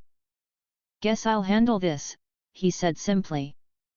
The Reaper roared as he approached, its eyes locking on him. The Ghost rose higher, the Sea Emperor turning its massive head slowly. I crouched slightly, my grin wide. Finally. Kyuzan stopped at the edge of the newly frozen water, his breath visible in the cold air. "You again," he said. "You really picked the wrong place to show up." "Hey, I like the view," I said lightly. "Besides, I told Zephyr Sensei I'd make a name for myself. This seems like a good place to do it." "Zephyr Sensei," Kyuzan repeated quietly. His tone was unreadable. "You're that student he mentioned." I smiled. "Guess the old man talks a lot." He sighed softly, then raised his right hand. "Then you should know how this ends." The air froze. In an instant, the temperature around Marineford plummeted. Ice crystals formed on the broken ships. The wave that had flooded the plaza began to harden. The Ghost's glow flickered as frost tried to spread across its scales. "Move!" I shouted. The Reaper lunged forward, claws coated in armament Haki. The black sheen spread across its limbs as it slammed its arm down at Kyuzan. The Admiral stepped aside, the impact sending shards of ice and rock flying everywhere. He countered immediately, touching his hand to the ground. A massive spike of ice erupted upward, slamming into the Reaper's chest. The creature roared in anger but held its ground, shattering the ice apart with its claws. The Ghost appeared from behind Kyuzan, its entire body cloaked in Haki. It moved silently, faster than the eye could track, and aimed to crush him between its fins. Kyuzan moved with precision, his body shifting into ice as the attack hit. The blow passed through him harmlessly, the air bursting into white mist. He reformed behind me instantly. "Always so fast," I said, turning with a grin. He aimed a hand toward me, frost gathering at his palm. "And you never know when to stop." Before the attack could land, the Sea Emperor's head came down between us, its golden eyes burning bright. The sheer pressure of its movement shattered the frozen ground. The ice Kyuzan had created splintered in every direction. He leapt back, landing lightly on a floating chunk of ice. That one's new. Yeah, I said, smirking. Biggest one yet. The Sea Emperor opened its mouth and unleashed a deafening roar that shook the battlefield. The shockwave alone cracked the remaining ice, sending marines and pirates tumbling. Kuzan raised an arm to shield his face, his coat whipping violently in the wind. The water that had frozen began to melt rapidly under the sheer energy being thrown around. Kuzan straightened, brushing frost from his shoulder. This isn't going to end quietly. It never does, I said cheerfully. He raised both arms this time. Massive walls of ice shot up from the bay, cutting off the Leviathan's movements and boxing them in. The Sea Emperor broke through one with ease, but the Reaper and Ghost had to swing with their tails to clear paths. The ice thickened instantly, closing faster than they could destroy it. Kuzan moved forward again, his steps silent, focused. The air around him grew colder with every breath. The Reaper swung again, but he sidestepped, his body turning to mist as the claws passed through. He reappeared on its shoulder, palm pressed to the surface. Ice time! The Reaper's roar froze in its throat as frost spread across half its body. Its arm locked, movements slowing. Reaper, break it! I shouted. Its Haki flared, cracking the ice apart, chunks falling into the sea. It shook violently, then roared again, sending shards flying everywhere. Kuzan landed back on the ice smoothly, unharmed. Your creatures are strong. I'll give you that. Stronger than you think, I said, raising my arm. The ghost surged forward from below, its glow brightening. It smashed through the ice and sent Kuzan flying back. He landed on another platform, his body reforming before he even hit. That one's learning fast, he admitted quietly. The Sea Emperor dove beneath the ice and came up again under Kuzan's position. The explosion of water and debris lifted him off the surface completely. The Admiral formed a massive glacier under his feet midair, landing without a scratch, but the impact had torn half the bay apart. The Marines nearby shouted in panic as the Leviathan's fight with Kuzan began spilling across the center of the battlefield. Even Akainu stopped briefly, looking back with narrowed eyes. Whitebeard himself turned his head slightly, his expression hard. More monsters. Kuzan exhaled slowly, his breath misting. You're interfering in a battle you don't understand. Maybe, I said, but I'm enjoying it. He gave a short sigh, lowering his head slightly. Zephyr was right. You're reckless. Yeah, I said with a grin. He trained me that way. The Reaper moved again, its claws coated in full armament Haki now. Ghost mirrored it, the same black sheen spreading across its fins. The Sea Emperor circled from behind, its size dwarfing everything else on the field. Kuzan's eyes narrowed. Fine, he said. Let's see how long you last. He raised both arms, and the sea froze instantly for miles around. Every wave, every splash, every drop of water became solid. Even the air felt like it had stopped moving. The Reaper struck first, its claws breaking through the ice underfoot, but Kuzan matched every hit with precision ice spears, frozen shields, walls of frost forming in an instant. Ghost came in from the side, trying to catch him off guard, but he turned into mist again, reforming above its head to freeze its eyes. The Sea Emperor smashed through the ice beneath him, rising high enough to block out the sun. The impact threw chunks of frozen water everywhere. Kuzan looked up at the creature towering above him. For the first time, a flicker of surprise crossed his calm face. The Sea Emperor brought its head down in one colossal strike, the sound echoing through Marineford like thunder. The fortress walls shook. When the dust and mist settled, Kuzan stood on a massive glacier he'd created mid-impact. His coat was torn, frost spreading from the cracks under his boots. He looked up slowly, breathing out a long sigh. This is getting out of hand. I smiled, standing on Ghost's head, arms crossed. "You're the one who froze the ocean, not me." He gave a small shrug. "True." The fight didn't stop. The ice continued to break, the water continued to rise, and the world itself seemed to shake from the chaos in the bay. And above it all, Marineford's war raged on. Chapter 8, Fire and Ice. The sea around Marineford had become a graveyard. Broken ships floated half-submerged, sails burned to ash, and the ice Cusan spread earlier cracked under the weight of collapsing waves. Smoke mixed with mist until the air itself tasted like salt and fire. I stood on the ghost's head, surrounded by chaos. My coat whipped in the wind, the world glowing white-blue from Cusan's ice. The Reaper roared nearby, still swinging its claws through chunks of frozen water, while the Sea Emperor loomed high over the battlefield. Cusan stood ahead, calm and silent, his breath visible in the cold. He looked like a statue of ice and steel, the kind of calm that only a Marine admiral could hold in the middle of a war like this. "You're making this harder than it needs to be," Cusan said, his tone flat. I grinned. "That's what I'm here for." The ghost lunged again, its fins coated in armament Haki, but Cusan sidestepped lightly, the ground freezing solid under his feet. He countered with a sharp movement, sending a spike of ice toward the Leviathan's chest. The ghost broke it apart with a single swing of its tail, water exploding outward. The fight between us wasn't stopping the war, it was adding to it. Every movement, every clash, sent more waves rolling through the bay. Then a deep rumble came from the far horizon.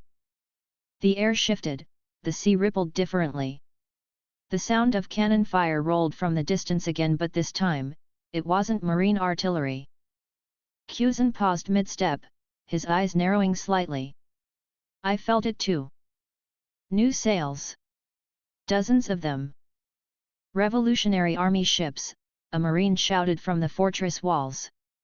"They're coming in from the west." The entire battlefield froze for a heartbeat. Even Whitebeard's commanders turned toward the horizon as the massive red flags of the revolutionaries came into view.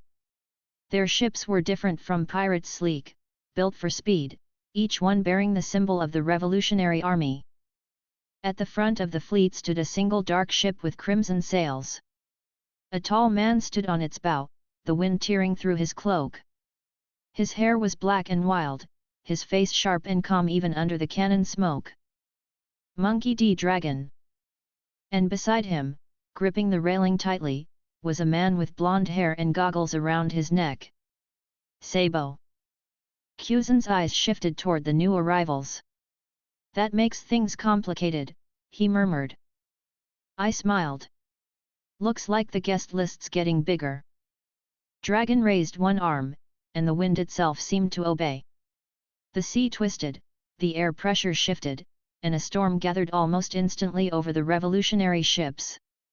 Lightning cracked overhead as the winds slammed into the Marines' defenses. The first ship hit the bay and unleashed a barrage of fire that smashed through the Marine ranks on the edge of the ice. Dragon leapt from his ship, landing lightly on a frozen pillar near the fortress. His cloak fluttered as his feet touched the surface, eyes already locking onto the center of the battlefield. Cusan's tone stayed calm, but the weight in his voice deepened. "Dragon." "Admiral Cusan," Dragon replied, voice even. "Still serving the world government, I see." Cusan shrugged lightly. "Someone has to keep things cold." Before either of them could move, a flash of golden light streaked across the battlefield. Kizaru. He had been fighting Marco earlier, but the flash of light cut through the air faster than anyone could react. The next moment, Marco was slammed into the frozen ground so hard that the shockwave cracked the ice beneath half the bay. Marco's phoenix flames sputtered weakly as his body hit the ice. He didn't get up. Kizaru hovered above him, one hand in his pocket, the other brushing dust off his coat. "You were fun," he said lazily, voice echoing across the bay. "But I've got more interesting things to do." He turned, his expression still lazy but his eyes sharp. "Dragon, right?" Dragon didn't move. If you're here for me, I'll make it quick. Kizaru smiled faintly. Speed makes things easy. In the next instant, light burst across the battlefield. The air filled with heat and glare as Kizaru vanished. Dragon disappeared in the same moment, a sudden gust of wind tearing through the smoke. When they reappeared, it was above the bay, Kizaru swinging a kick of pure light, Dragon meeting it with a fist wrapped in compressed air. The collision shattered the sky, scattering the clouds. The shockwave that followed pushed back entire ships. Marines and pirates alike were thrown off their feet. Kuzan exhaled softly. Looks like no one has time to breathe anymore. Then we should make it count, I said. The Reaper dove through the water and came up under Kuzan's position again. The impact cracked the ice around him, but he froze it instantly, climbing up the newly formed surface with ease. The Sea Emperor came down next, slamming its tail into the ice. The impact sent a wall of water surging across the field. Marines were thrown from their positions, shouting in panic as the ground broke apart again. Rein it in, you'll drown the battlefield, I said sharply, but my tone was still half amused. Kuzan took advantage of the opening, closing the distance with a speed that didn't fit his usual slow demeanor.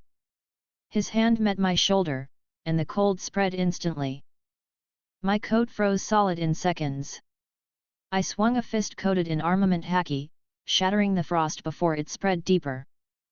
You've gotten better, Kuzan said quietly. Zephyr trained me, I said, my voice calm. Guess you didn't think I'd actually learn something. He didn't answer, but I saw the small twitch at the corner of his mouth, the closest thing to a smile I'd get. The Reaper and Ghost lunged again, this time together. The Ghost swung its tail, breaking through Kuzan's ice spikes, while the Reaper's claws slammed down. Kuzan jumped away, his body turning into mist before reforming a few meters higher on a pillar of frozen water. Below, the entire bay had turned into chaos. Whitebeard was fighting Akainu directly now, the ground cracking beneath every hit. The force of their battle made even the ice tremble. Whitebeard's weapon, his Bicento, clashed against Akainu's magma fists again and again, each impact sending red-hot rock flying. Dragon and Kizaru's battle raged above, a blur of light and air that no one could follow properly. Every time they collided, the shockwaves sent ships spinning. The revolutionaries' ships had reached the outer edge of the bay, their men pouring onto the ice to support Whitebeard's commanders. I could see Sabo among them, his pipe spinning as he knocked aside Marines. He'd joined the war without hesitation, face set and focused. And me? I had Kuzan to deal with. He dropped from the pillar suddenly, faster than expected, slamming his foot into the ice. A line of freezing air shot forward, locking the Reaper's legs in place before it could dodge. Got you, he muttered. The Reaper roared, its body glowing faintly as armament Haki flared again. The ice cracked, then shattered, but the pause gave Kuzan enough time to launch another wave of frost. This time, it caught the Ghost across the side, freezing part of its fin. The Sea Emperor moved forward slowly, its eyes locked on Kuzan. The Admiral glanced up, realizing too late that he'd let his attention slip. The Sea Emperor's tail swung upward like a hammer. The hit connected, sending Kuzan flying backward through a wall of ice. Even the Marines watching froze in disbelief. The impact shook the bay, sending cracks racing through the frozen ground. I whistled low. That one's got power. Kuzan reappeared seconds later, stepping out from the mist, unhurt but clearly less relaxed. His usual half-lidded eyes sharpened slightly. They're coordinated now. That's dangerous. Yeah, I said with a grin. Told you they were good students. He raised his hand again. Then I'll have to take this seriously. The temperature dropped further. Frost spread faster than before, crawling up the sides of the Sea Emperor's body. Its eyes narrowed as it coated itself in full Haki, the ice cracking instantly. Kuzan didn't stop. He swung both arms outward, creating massive walls of frozen water that rose like towers. The Reaper smashed through one, the Ghost through another, but new ones formed just as fast. The sky flashed again. Another explosion tore through the air, Kizaru and Dragon colliding again above the fortress.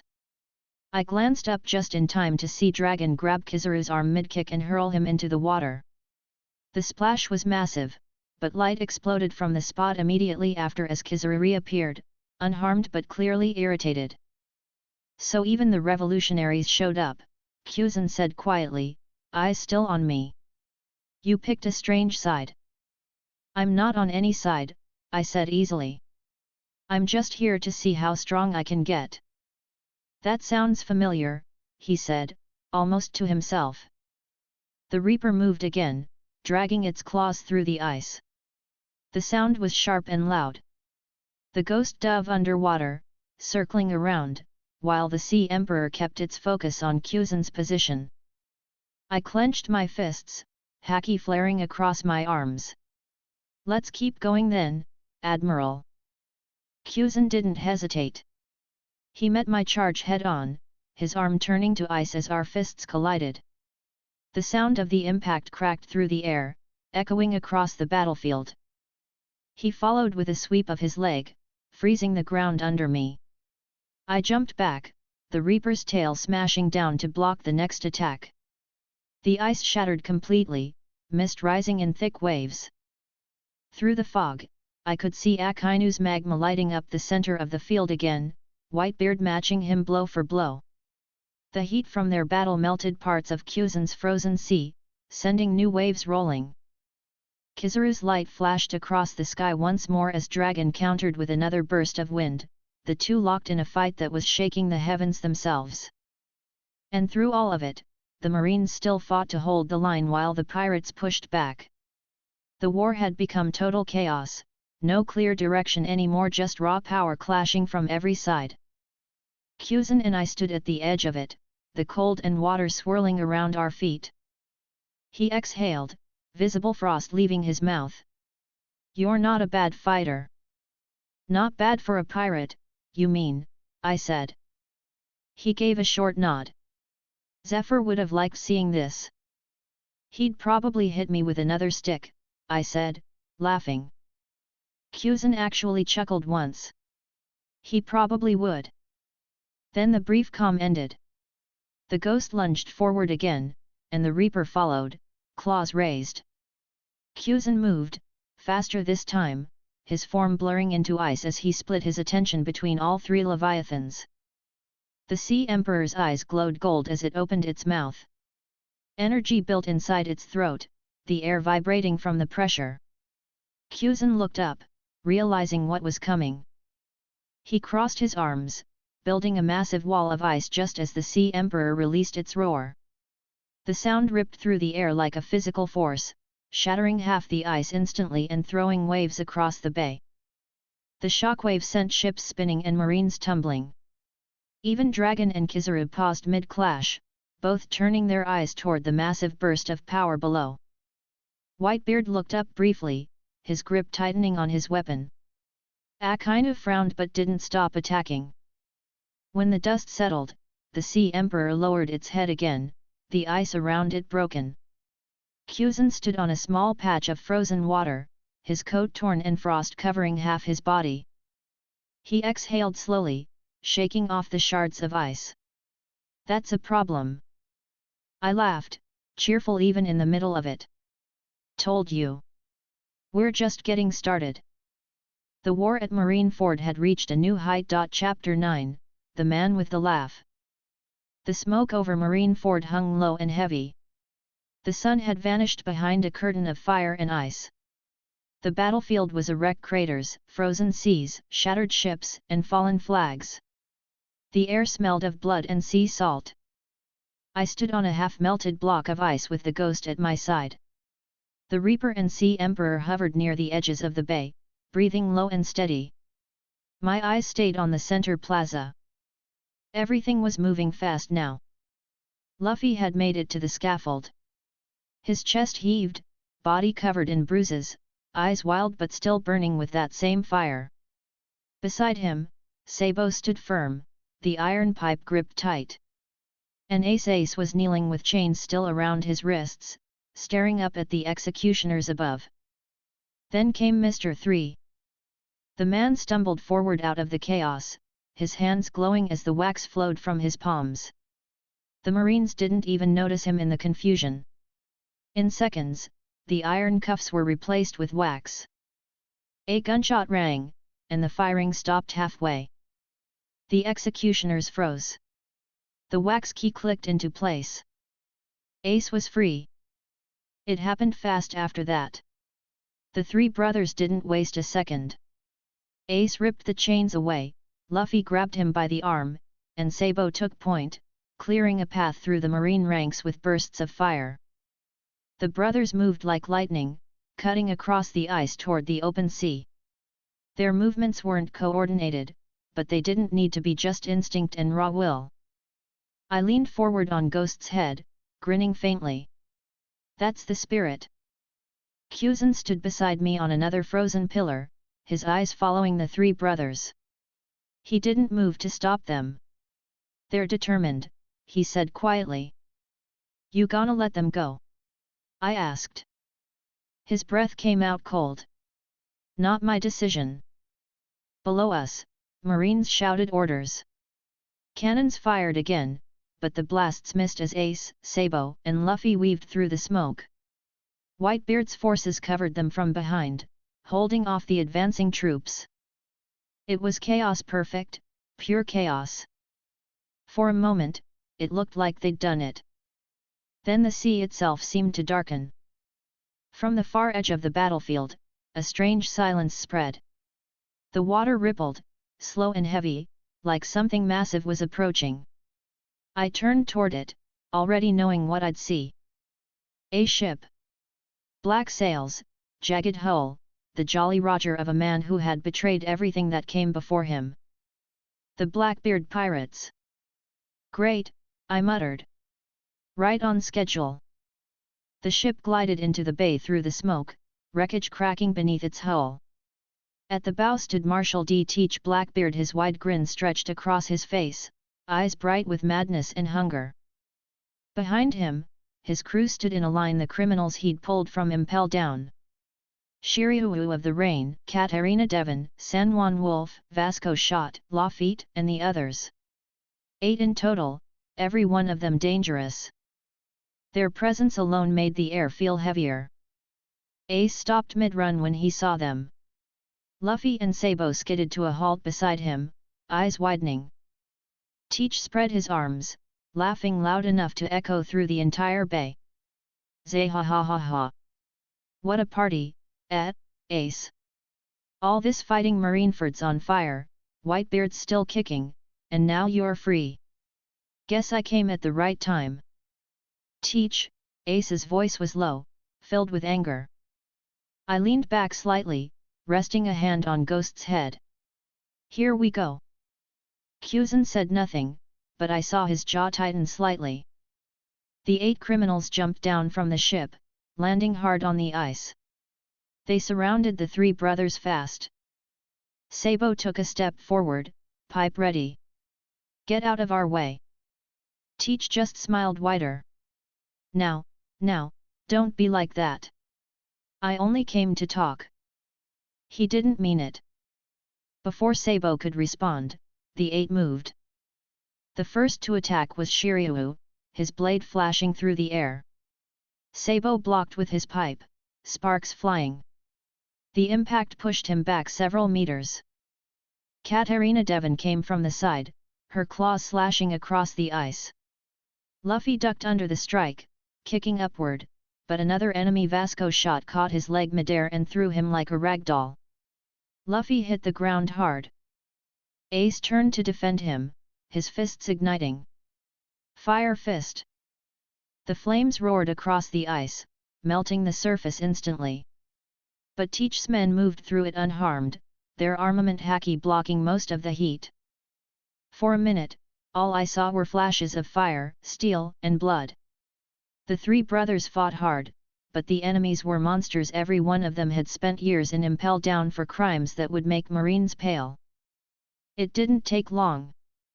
A minute later, Ace was on one knee, blood running down his side. Luffy was pinned, his hat lying in the slush. Sabo stood in front of them, breathing hard, his pipe broken in half. Teach walked forward slowly, his boots crunching on the ice.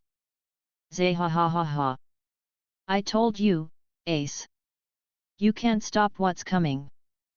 He raised his hand. Darkness pooled around it, sucking in the air, swallowing the debris near his feet. Sabo moved first, swinging the broken pipe again, but a burst of shadow caught him across the chest. He flew backward, landing hard beside Luffy. Teach kept walking. The world seemed to slow as he reached down, grabbing Luffy by the collar and pulling him up effortlessly. The boy struggled, but Teach's grip didn't move. Kuzen's eyes narrowed slightly. That's not part of the plan. No kidding, I said. Teach dragged Luffy across the broken ice, laughing the whole way. Zay ha ha ha ha. The world's watching. Perfect time for a trade, don't you think? From the fortress, Whitebeard was already pushing forward, his weapon raised. Teach. Akainu stepped in front of him, magma dripping from his fists. Stay back, old man. Whitebeard ignored him, swinging his bicento with full force. The air cracked. Akainu blocked it, the impact sending shockwaves through the plaza. Teach kept walking through the chaos, Luffy still in his grip, the boy's hat falling into the water. He reached the spot where Whitebeard and Akainu clashed.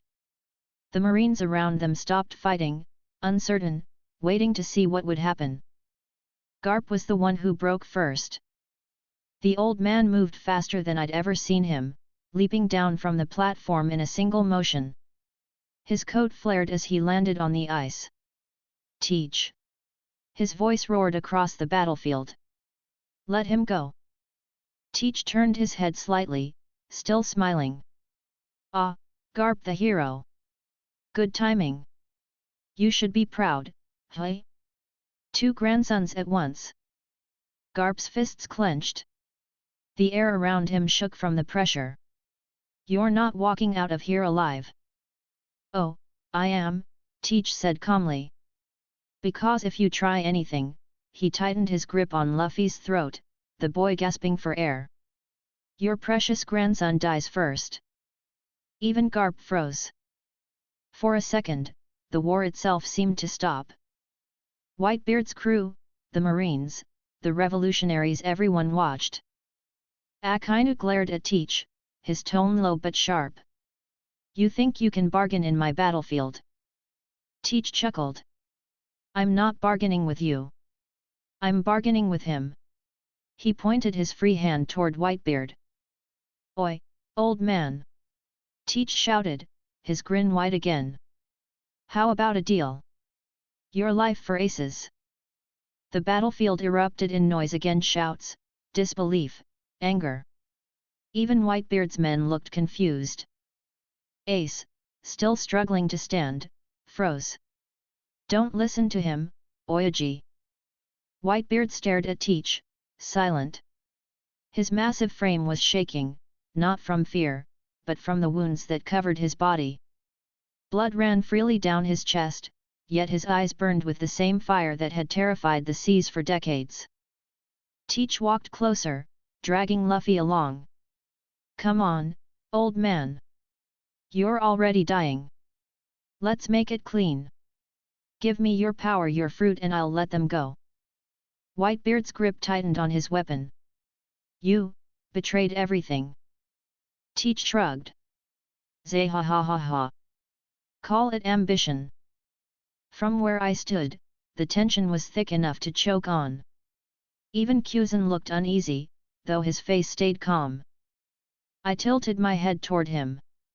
You know, I said, I don't think he's a good guy.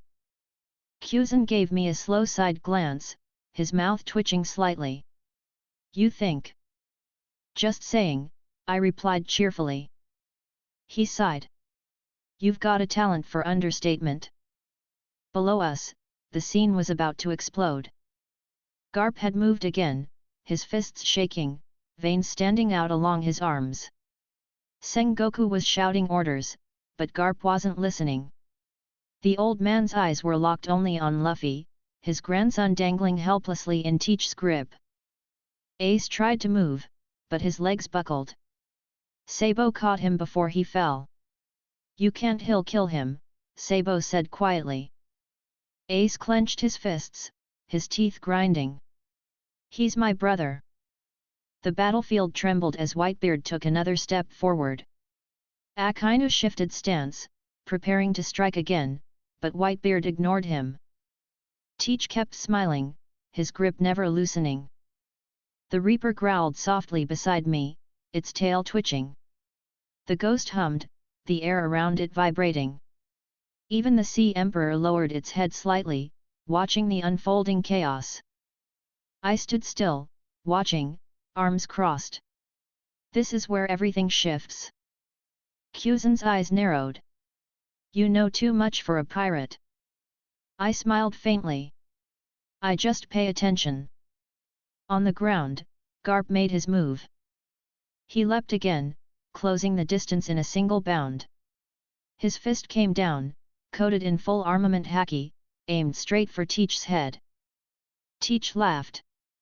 Zay ha ha ha ha. You wouldn't hit your own grandson, would you? Garp stopped his punch just short of Luffy's face. The hesitation cost him. Shiryu appeared from the side, blade flashing. Garp blocked it with his forearm, blood spraying across the ice. He grabbed Shiryu by the throat and threw him aside, but the moment was gone. Teach shoved Luffy forward and retreated several steps, his darkness swirling again. He looked up at Whitebeard, still laughing. Well, old man? What'll it be? Trade your life for theirs. Whitebeard's expression didn't change. He lifted his weapon slowly, the muscles in his arm trembling from exhaustion. You talk too much. The ground cracked beneath his feet. Teach's smile faltered slightly. The next instant, the quake hit. The entire bay split in two.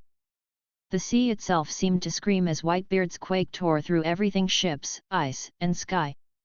Teach was thrown backward, his darkness scattering like smoke. The three brothers fell clear, Garp shielding them with his arm as the shockwave rolled through.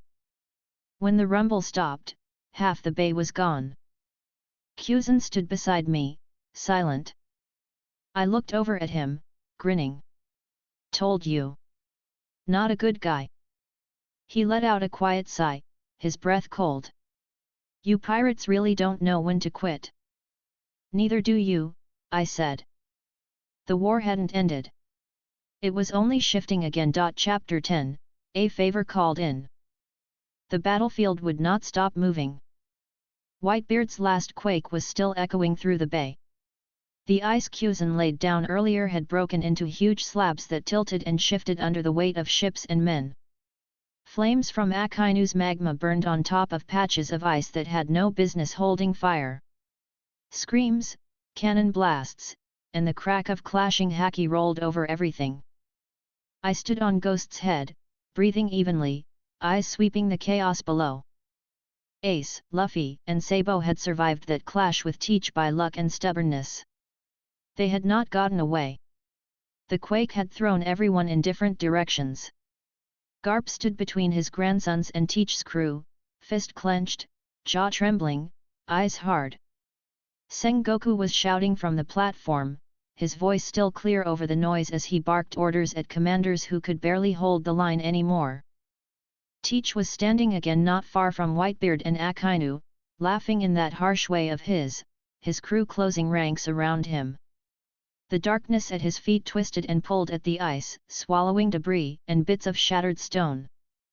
All the big names were moving at once. It was messy, loud, and exactly what I expected. A small crunch sounded on the ice beside me. I glanced to my right and grinned. Hey, sensei!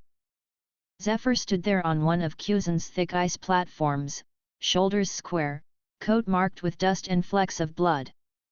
His metal arm was bare, no coat sleeve over it now. His eyes were calm but serious as he took in the scene. He did not look surprised to see me in the middle of this mess. He just nodded once in acknowledgement.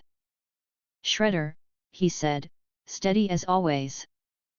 Kuzen stood a few meters away on another slab, hands in his pockets, the bottom of his marine coat torn and stiff with frost. His expression had shifted from lazy to focused a while ago, ever since the revolutionary ships arrived. He looked from me to Zephyr, eyes narrowing slightly as something clicked in his head. "Ah," Kuzen said slowly. "Right. I just remembered something." I tilted my head. "What, Admiral?" He looked at Zephyr. "Sensei, didn't he say something to you a while back at HQ? About owing you a favor and doing whatever he could if you asked?" He turned his gaze to me again. "That was you, right?" I blinked once, then snorted. "Oh. That." I remembered it clearly. End of that month of training on the island.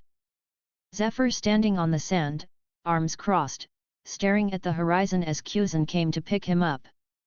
I'd told him, half joking but honest, "If you ever need anything, Sensei, ask me. I'll do what I can." Zephyr's eyes narrowed briefly in recognition. He looked from Kuzen to me, weighing something. Kuzen kept going, his tone mild but pointed. "Because if I remember right, you said it loud enough for me to hear too." I scratched the back of my head, smiling. "Yeah. I did say that." Zephyr's gaze settled on me fully now. His jaw was tight, but his voice stayed controlled. "Then I am asking you now." The noise of Marineford thundered under us, but for a few seconds, that space of ice felt very quiet. I straightened slightly. "What do you need, Sensei?" He glanced toward the center of the bay where Teach stood. Whitebeard and Akainu were still locked in their own clash nearby, shockwaves and magma erupting again and again. Garp stood near the brothers. Sengoku watched everything from above. Zephyr's voice came out firm and blunt. "Help us end this war in the Marines' favor. Help us crush Blackbeard before he can move, keep Whitebeard occupied for Akainu, and maintain the order this war is meant to enforce. If we fail here, the seas will descend into deeper chaos." Kuzen added quietly, "An ace will escape if we lose control." The whole point of this war was his execution. The world government won't accept anything less. I nodded slowly. I did not look away. I did not care about marine justice. I did not trust the world government. But I did owe Zephyr.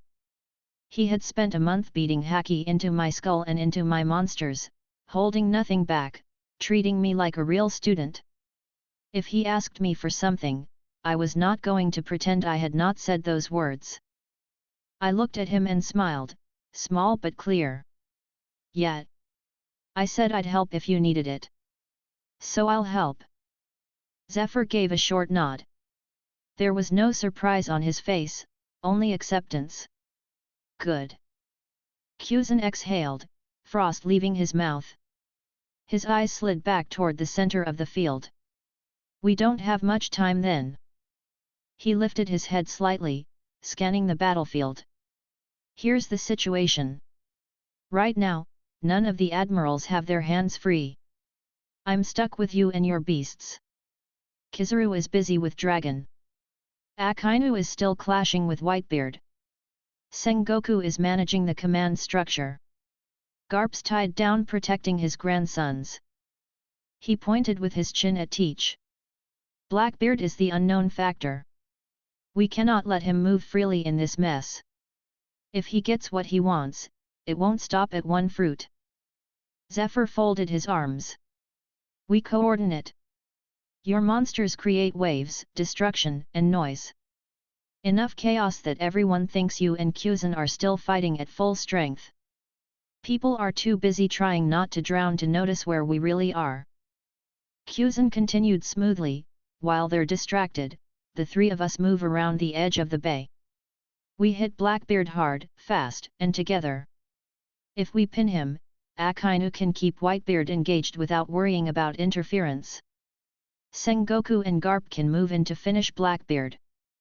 The command still gets its execution, and this war ends under marine control. He did not sound happy about it, just practical. Zephyr's gaze did not waver. Will you do it?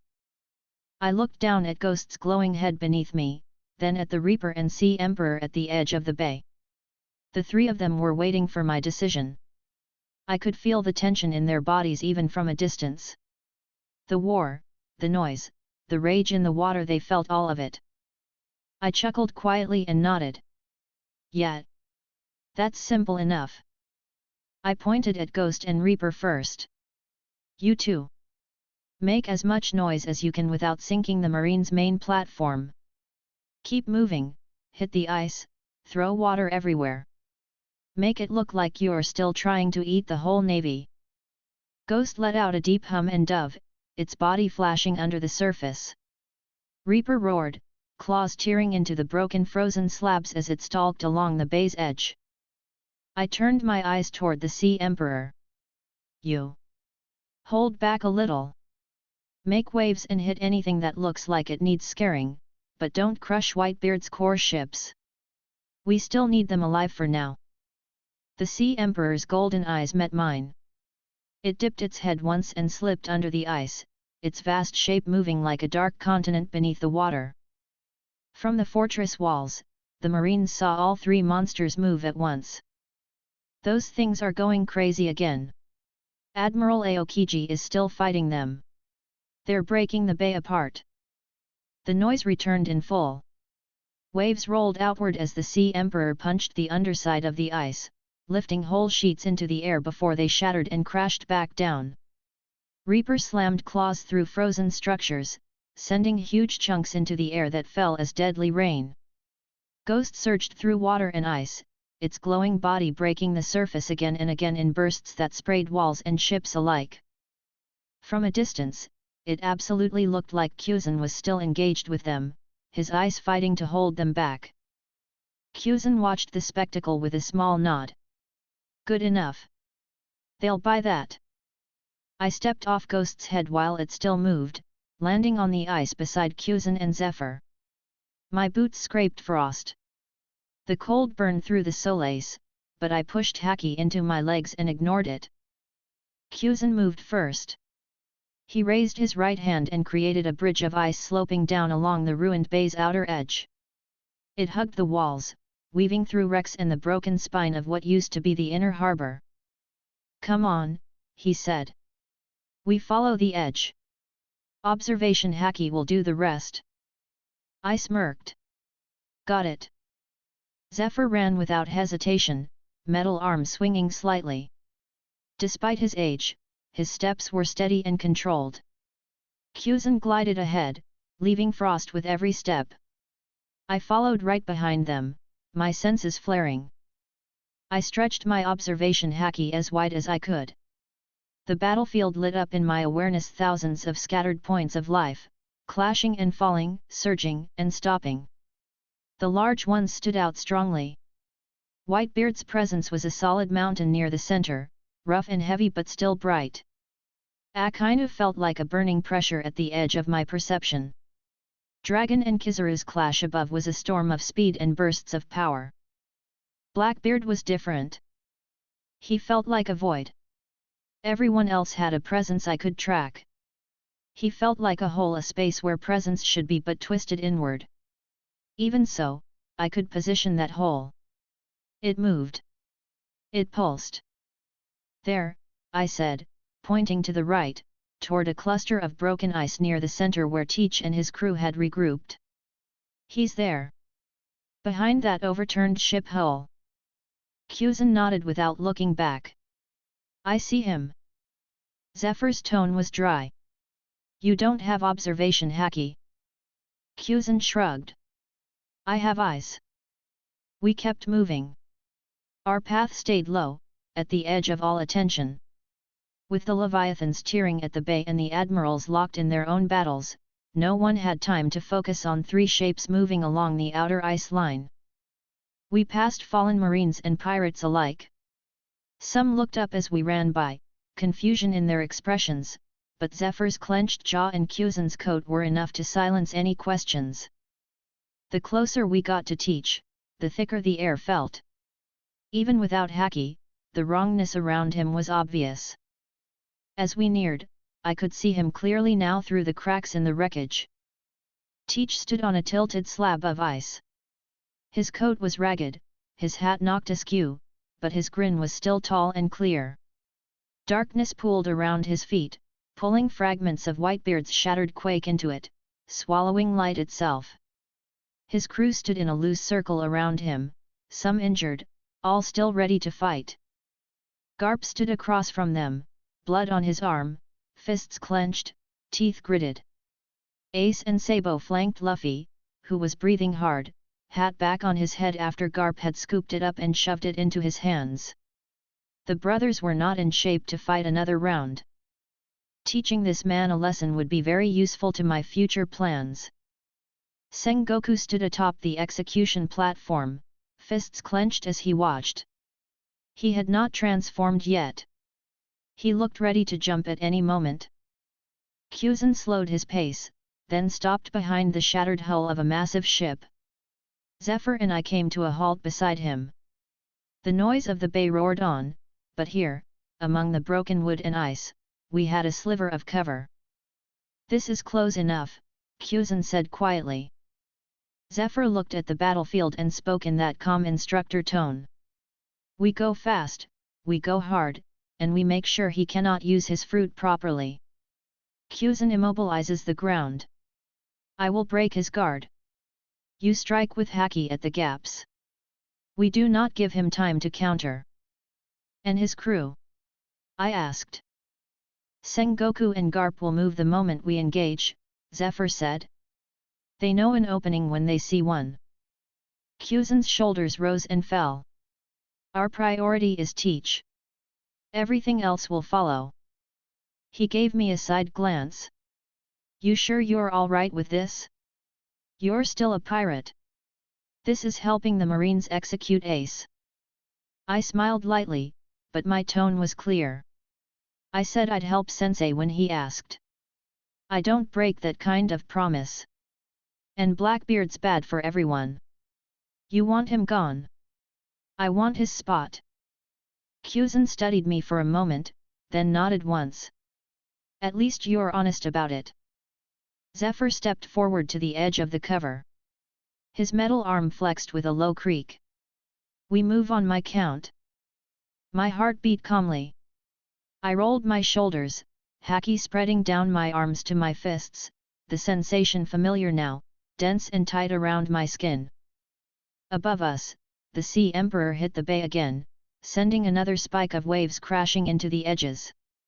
Screams rose as men struggled to stay standing. The Leviathans were doing their job. No one was looking at us. Zephyr raised his arm. 3.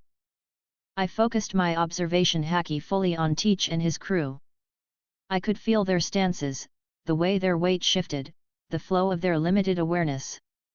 Teach himself felt like a void, but the edges of it told me where he was.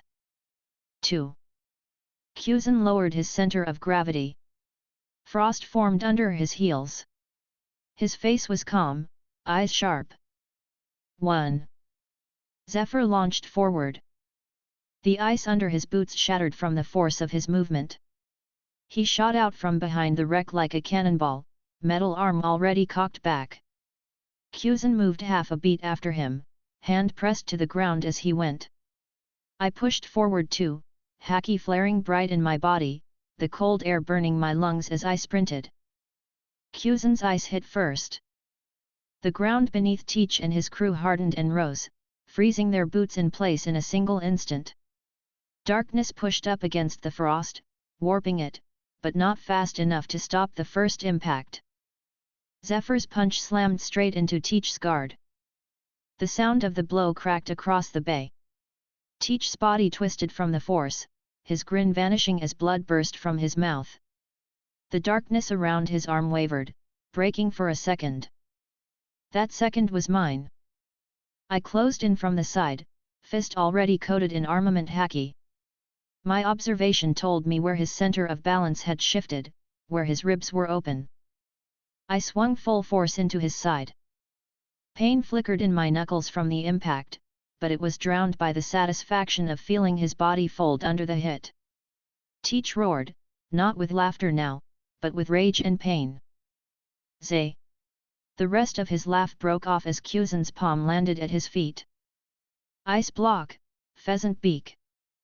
Cold surged up in a wide cone. Teach's legs and lower torso vanished under solid ice. The darkness fought it, chewing at the frost, but it was locked in a struggle there instead of spreading freely. Shiryu moved to counter, but Zephyr intercepted him with a kick to the chest that launched him backward. Garp saw the opening and moved, his own fist slamming down on the man's gut, pinning him to the ground. Sengoku leapt forward from the platform, his body swelling, golden light flashing as he shifted into his Buddha form. His massive foot came down toward the cluster of Teach's remaining crew. The ambush worked. The battlefield rippled from the shock of it. Marines shouted. Pirates screamed. The balance of the fight shifted again. And right there, in the middle of it all, I could feel the execution platform's presence looming above Ace again. I took a breath, steady and calm, and tightened my fists. I had chosen my side in this play. I would see it through. Chapter 11, The Fruit of a Dead Man. Teach's body shook under our combined hits. Zephyr's metal fist had hammered his jaw. My Haki-coated punch had slammed into his ribs. Kuzen's ice had surged up to his waist and locked down his legs and hips. The darkness around him writhed and swallowed fragments of debris, but it was trapped there, pressing against a prison it could not fully dissolve. For the first time since he arrived, Blackbeard was not laughing. "Ghh, kuh," he grunted, spit and blood dripping from his mouth. Zephyr did not let up. He stepped in and drove his metal arm straight across Teach's face. The crack of impact spread through the nearby Marines. Some flinched back from the force. "Stay down," Zephyr said calmly. Teach's head snapped to the side. Several of his teeth scattered on the ice. Behind him, his crew staggered to recover. Shiryu struggled under Garp's weight, blood running from his mouth. Sengoku, in his towering Buddha form, stomped once, and a golden shockwave blasted the others away from Teach, smashing them into broken ships and chunks of ice. The battlefield shifted again. Nearby Marines began shouting. "We've got Blackbeard pinned. Admiral Aokiji and Zephyr-sensei too. Sengoku-san and Garp are on his crew." For a brief moment, there was a flicker of hope in their voices. Even some of Whitebeard's men stared in shock. Another threat was being forced down in front of everyone. Kuzen stepped forward a bit, eyes narrowed. "I'll reinforce the ice. If he gets any room to move, he'll break it." "Do it," Zephyr said. Kuzen pressed his palm to the ground. Cold flooded the area. Ice thickened around Teach's legs, rising past his waist, locking his arms close to his sides. The darkness hissed and ate away at it bit by bit, but the Admiral just kept adding more. Frost crackled, layer on layer. It was not perfect, but it was enough to make movement slow and costly. I stood a few steps away, breathing evenly, fists still buzzing from the earlier punch. "You're not going anywhere for now," I said. Teach wheezed, then forced out a short, broken laugh. "Zay, don't count me out yet." Zephyr lifted his fist again. "You talk too much." He drove the metal arm into Teach's stomach. The Blackbeard bent forward as much as the ice allowed, breath leaving his lungs in a ragged cough. His darkness flared, wild but unfocused, more like a spasm than a planned move. Behind us, Sengoku turned his giant head toward the execution platform. "Resecure pour gas d'ace," his amplified voice boomed. "The execution will proceed." Marines moved at once. In the confusion of the quake and Blackbeard's arrival, Ace had been pulled away from the scaffold, hovering near Garp and his brothers. Now that Teach was pinned and Whitebeard's forces had been pushed back again, they had room to act.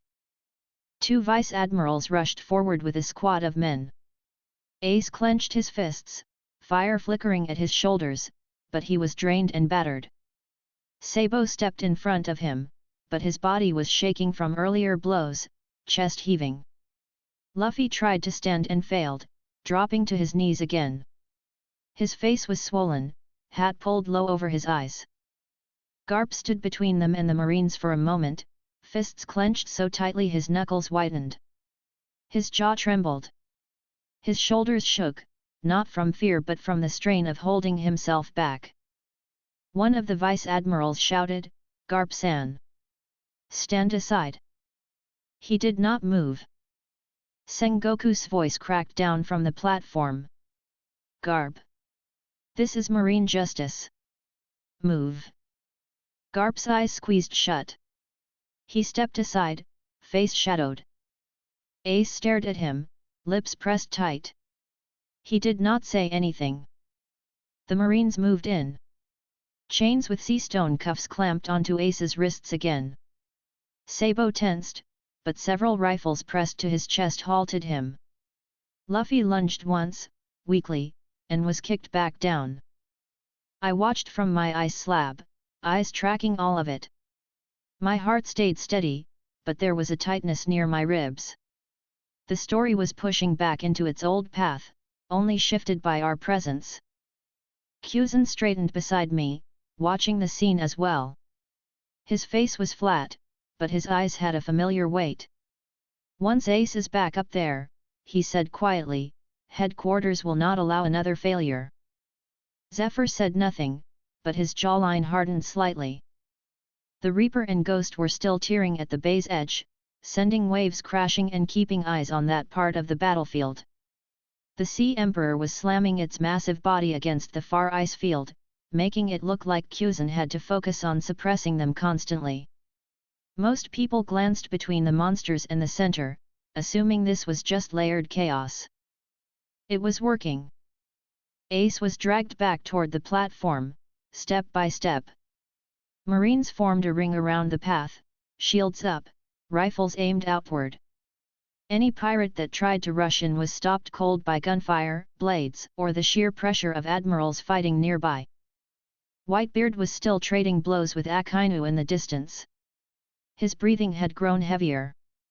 His strikes were still strong, but slower. Akainu's magma burned through the ice around them every time they clashed.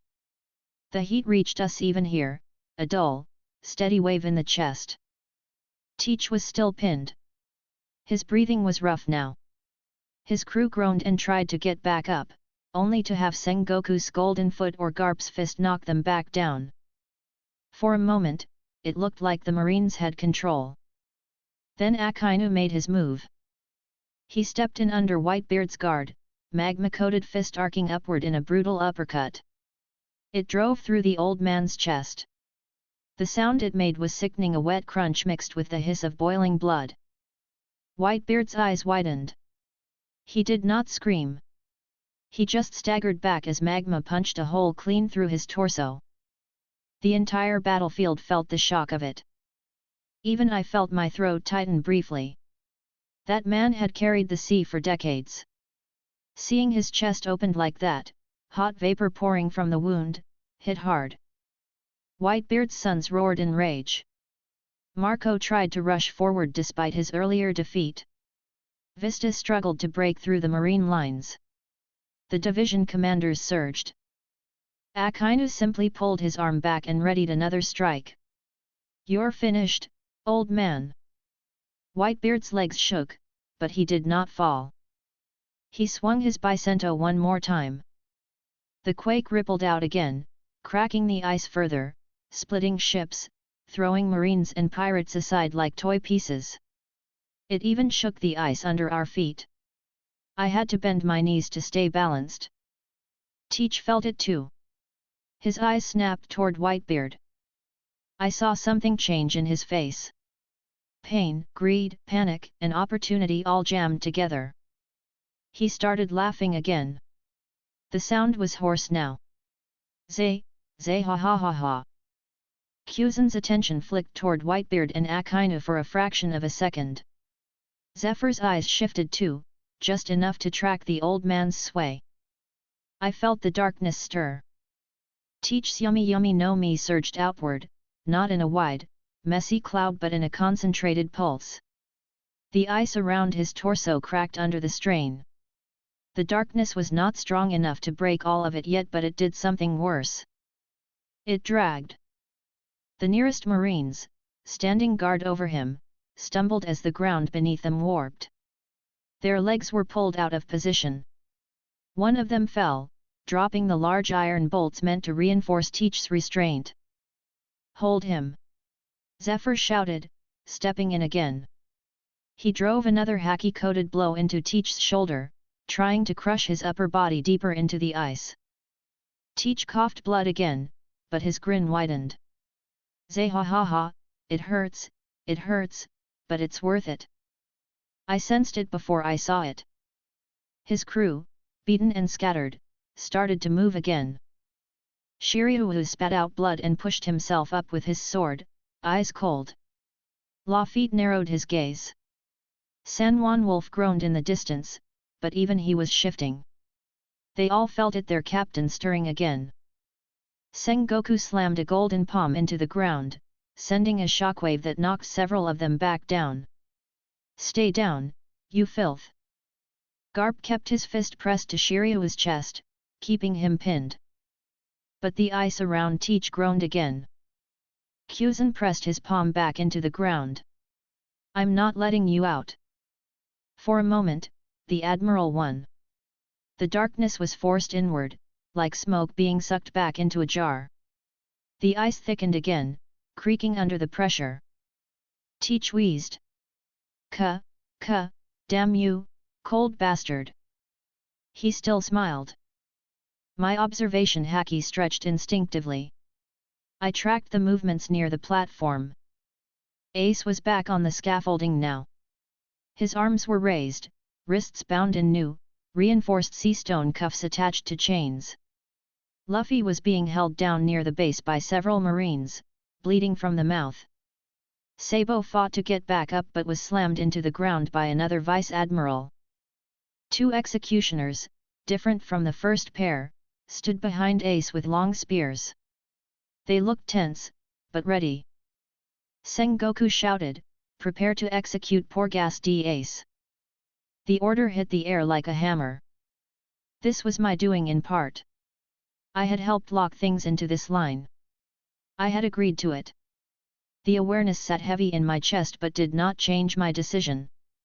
I did not look away. Ace bowed his head briefly.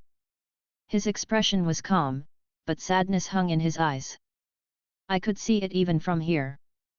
On the ice below, Teach stopped struggling for a second. His eyes focused on the platform as well. His grin returned in full. Zay ha ha ha ha, this is perfect." He twisted his wrists. The darkness around his hands surged inward, all at once. It did not shatter Kuzen's ice. It did something else. It tunneled. A dense column of black shot through the frozen mass. The path did not go outward. It went down and then up, like a bent pipe of gravity. I felt the pull the instant it formed. "Move!" I shouted. It was too late. The darkness reached out from the ground directly beneath the scaffold. A surge of black erupted at Ace's feet, swallowing the base of the platform's central pillar. Marines staggered back, losing their balance. The executioners jerked, swords flailing. Ace gasped as the space under him warped. There was no time for him to ignite his body. The sea stone and his exhaustion slowed everything. Teach's darkness caught his legs and dragged. In an instant, Ace was swallowed. Luffy screamed his name. Sabo lunged and was pulled back by two vice-admirals. Garp's eyes went wide, his expression a mix of horror and fury. Sengoku roared, "Teach!" I saw the path of the darkness clearly through my observation, like a thick rope punching up through the ice, looping, and coming back down to where Teach was trapped. Kyuzen cursed under his breath, something he did not do often. Damn it! The ice at Teach's chest exploded outward. The darkness spat Ace into his arms, chains clattering. Ace coughed, stunned, eyes wide as he realized where he had been pulled. He looked up into Teach's face. The grin above him was wide and sharp. "Got you, Yoi!" Ace's eyes widened. "Teach!" Teach's darkness surged, wrapping around Ace's torso and pinning his arms. The Yami suppressed his devil fruit completely. His flames vanished. Time stretched thin. I tensed to move, but Zephyr's arm shot out in front of me. "Stay focused on his core. If he gets loose, this gets worse," he said sternly. For once, I felt irritation spike. He just dragged Ace into his arms. Zephyr's face was set. "We will not catch him if we scatter now." Kyuzen was already moving, eyes spreading to clamp Teach back down. But the moment had come. Teach pulled Ace close like a shield. He laughed, hoarse but still loud. "Zay ha ha ha ha! Marines, pirates, revolutionaries! You're all watching, right?" He tightened his grip. Luffy screamed, struggling uselessly against the Marines pinning him. Sabo's eyes were wide with panic, teeth gritted. Garp trembled, his fist shaking so hard his arm vibrated. Ace drew in one breath. Teach's hand thrust forward, darkness twisting around his fingers like smoke but concentrated and solid. He drove his hand straight through Ace's chest. There was no fire, no explosion. Just a dull, wet sound. Ace's eyes went blank for a second. His mouth opened, but no words came out. Blood poured from the hole in his body, running over Teach's wrist. The world went quiet. Even the Leviathans paused. My chest tightened just slightly. This was different than what I knew. Faster. Cruder. It fit Teach unpleasantly well. Ace's head dropped forward. His body sagged in Teach's grip. Luffy's scream ripped through the silence. "Ace!" Sabo's voice joined it, raw and hoarse. "Ace!" Garp's eyes went bloodshot. His face twisted in rage and grief. He took one step forward, the ice cracking under his weight, then another. Teach yanked his hand back, letting Ace's body fall to the shattered ice. He laughed. "Zay ha ha ha ha! One brother down," he taunted, gaze sweeping across the battlefield. "Now the era really ends, Yoi!" Whitebeard, still locked in that brutal clash with Akainu, saw it. Even at this distance, I felt the weight of his gaze. His eyes shifted from Ace's falling body to Teach, then to the hole in Ace's chest. The massive old man's expression changed. His already wounded chest rose and fell, breath loud. The quake lines across his bicento flickered. The rage that surged out of him was simple and direct. He swung. He abandoned his stance against Akainu for a moment and turned fully toward Teach. Akainu's magma fist slammed into his side again, worsening the hole in his torso, burning more flesh away. But Whitebeard did not react to the pain. He just kept moving. He cocked his arm back and brought the quake down toward Teach's position. The shockwave ripped the bay open again. Kyuzen braced himself, spreading his ice to cushion the impact. Zephyr gritted his teeth, anchoring his feet. I dug my boots in and pushed Haki into my legs to hold. The ice holding Teach cracked completely this time. The darkness flared outward, sucking at the quake energy, bending and distorting the air. Whitebeard's attack still connected. Teach was thrown backward, skidding across the bursting ice, coughing blood. His crew threw themselves toward him, using their own bodies to shield him. Akainu did not let the opening go. He stepped in and drove his magma fist deep into Whitebeard's already ruined chest. This time, the hole was massive. Whitebeard's back arched. His huge frame shook.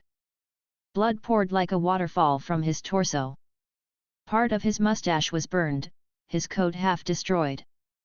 He staggered. I watched him closely. For all the damage, he did not fall forward. He thrust his bicento into the ground to stabilize himself and stood. Whitebeard turned his head one more time toward the members of his crew who were still fighting desperately for him. Their faces were twisted with rage and grief. Marco's eyes were wet. Vista gritted his teeth.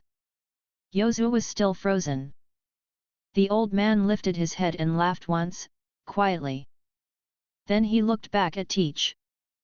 He took one last step forward. Teach, still being pulled up by his crew, saw the shadow fall over him. For a moment, even he flinched. Whitebeard drove his quake-coated fist straight down toward Teach, splitting the air above him. Teach and his crew reacted together. Darkness erupted from Teach's body again. His men lunged in from all sides. Shiryu's blade flashed. Lafitte's cane swept out. The others all piled on, their haki flaring as they struck from every angle they could reach. They swarmed the old man like a pack of rabid dogs. The quake blow landed, but weakened by the earlier wounds and the chaos. It threw Teach into the ice again, cracking the ground, but not enough to kill him. Their counterattack landed properly. Magma burn still ate at Whitebeard's torso. Now fresh cuts, stabs, and impacts rained down. Blades dug into his back. Darkness wrapped around his legs. Bullets and blasts hit from closer range. He stayed standing longer than he had any right to. Then, slowly, his body leaned. He dropped to one knee, then another. His bicento slipped from his hand and crashed into the ice. The Blackbeard pirates kept hitting him until even they realized he was done. The battlefield took in the sight of Edward Newgate Whitebeard kneeling in the middle of Marineford, his chest torn open, his body covered in wounds. Teach finally stepped back, breathing hard, sweat and blood on his face. His grin was back, but there was strain in it. Zay ha ha ha ha, finally, the old era's pillar, falls. Some of his men produced a huge black cloth from their ship, hauling it out and spreading it over Whitebeard's body. It draped over his head and shoulders, hiding him from view. Marines muttered in confusion. What are they doing? Why cover him up? I knew why. Kuzan's eyes narrowed sharply. He's after the fruit. Zephyr's fingers dug into his metal palm. Of course he is. Teach stepped under the cloth, vanishing from sight for a short while. Darkness seeped from the edges, thick and hungry. Under that tarp, he was doing whatever absurd method he had prepared to seize the Gura no Mi. The world watched in tense silence. Sengoku grimaced, his Buddha form clenching its fists. Blackbeard, you greedy dog! Garp stared at Ace's body, fists trembling, shoulders hunched. Luffy lay nearby.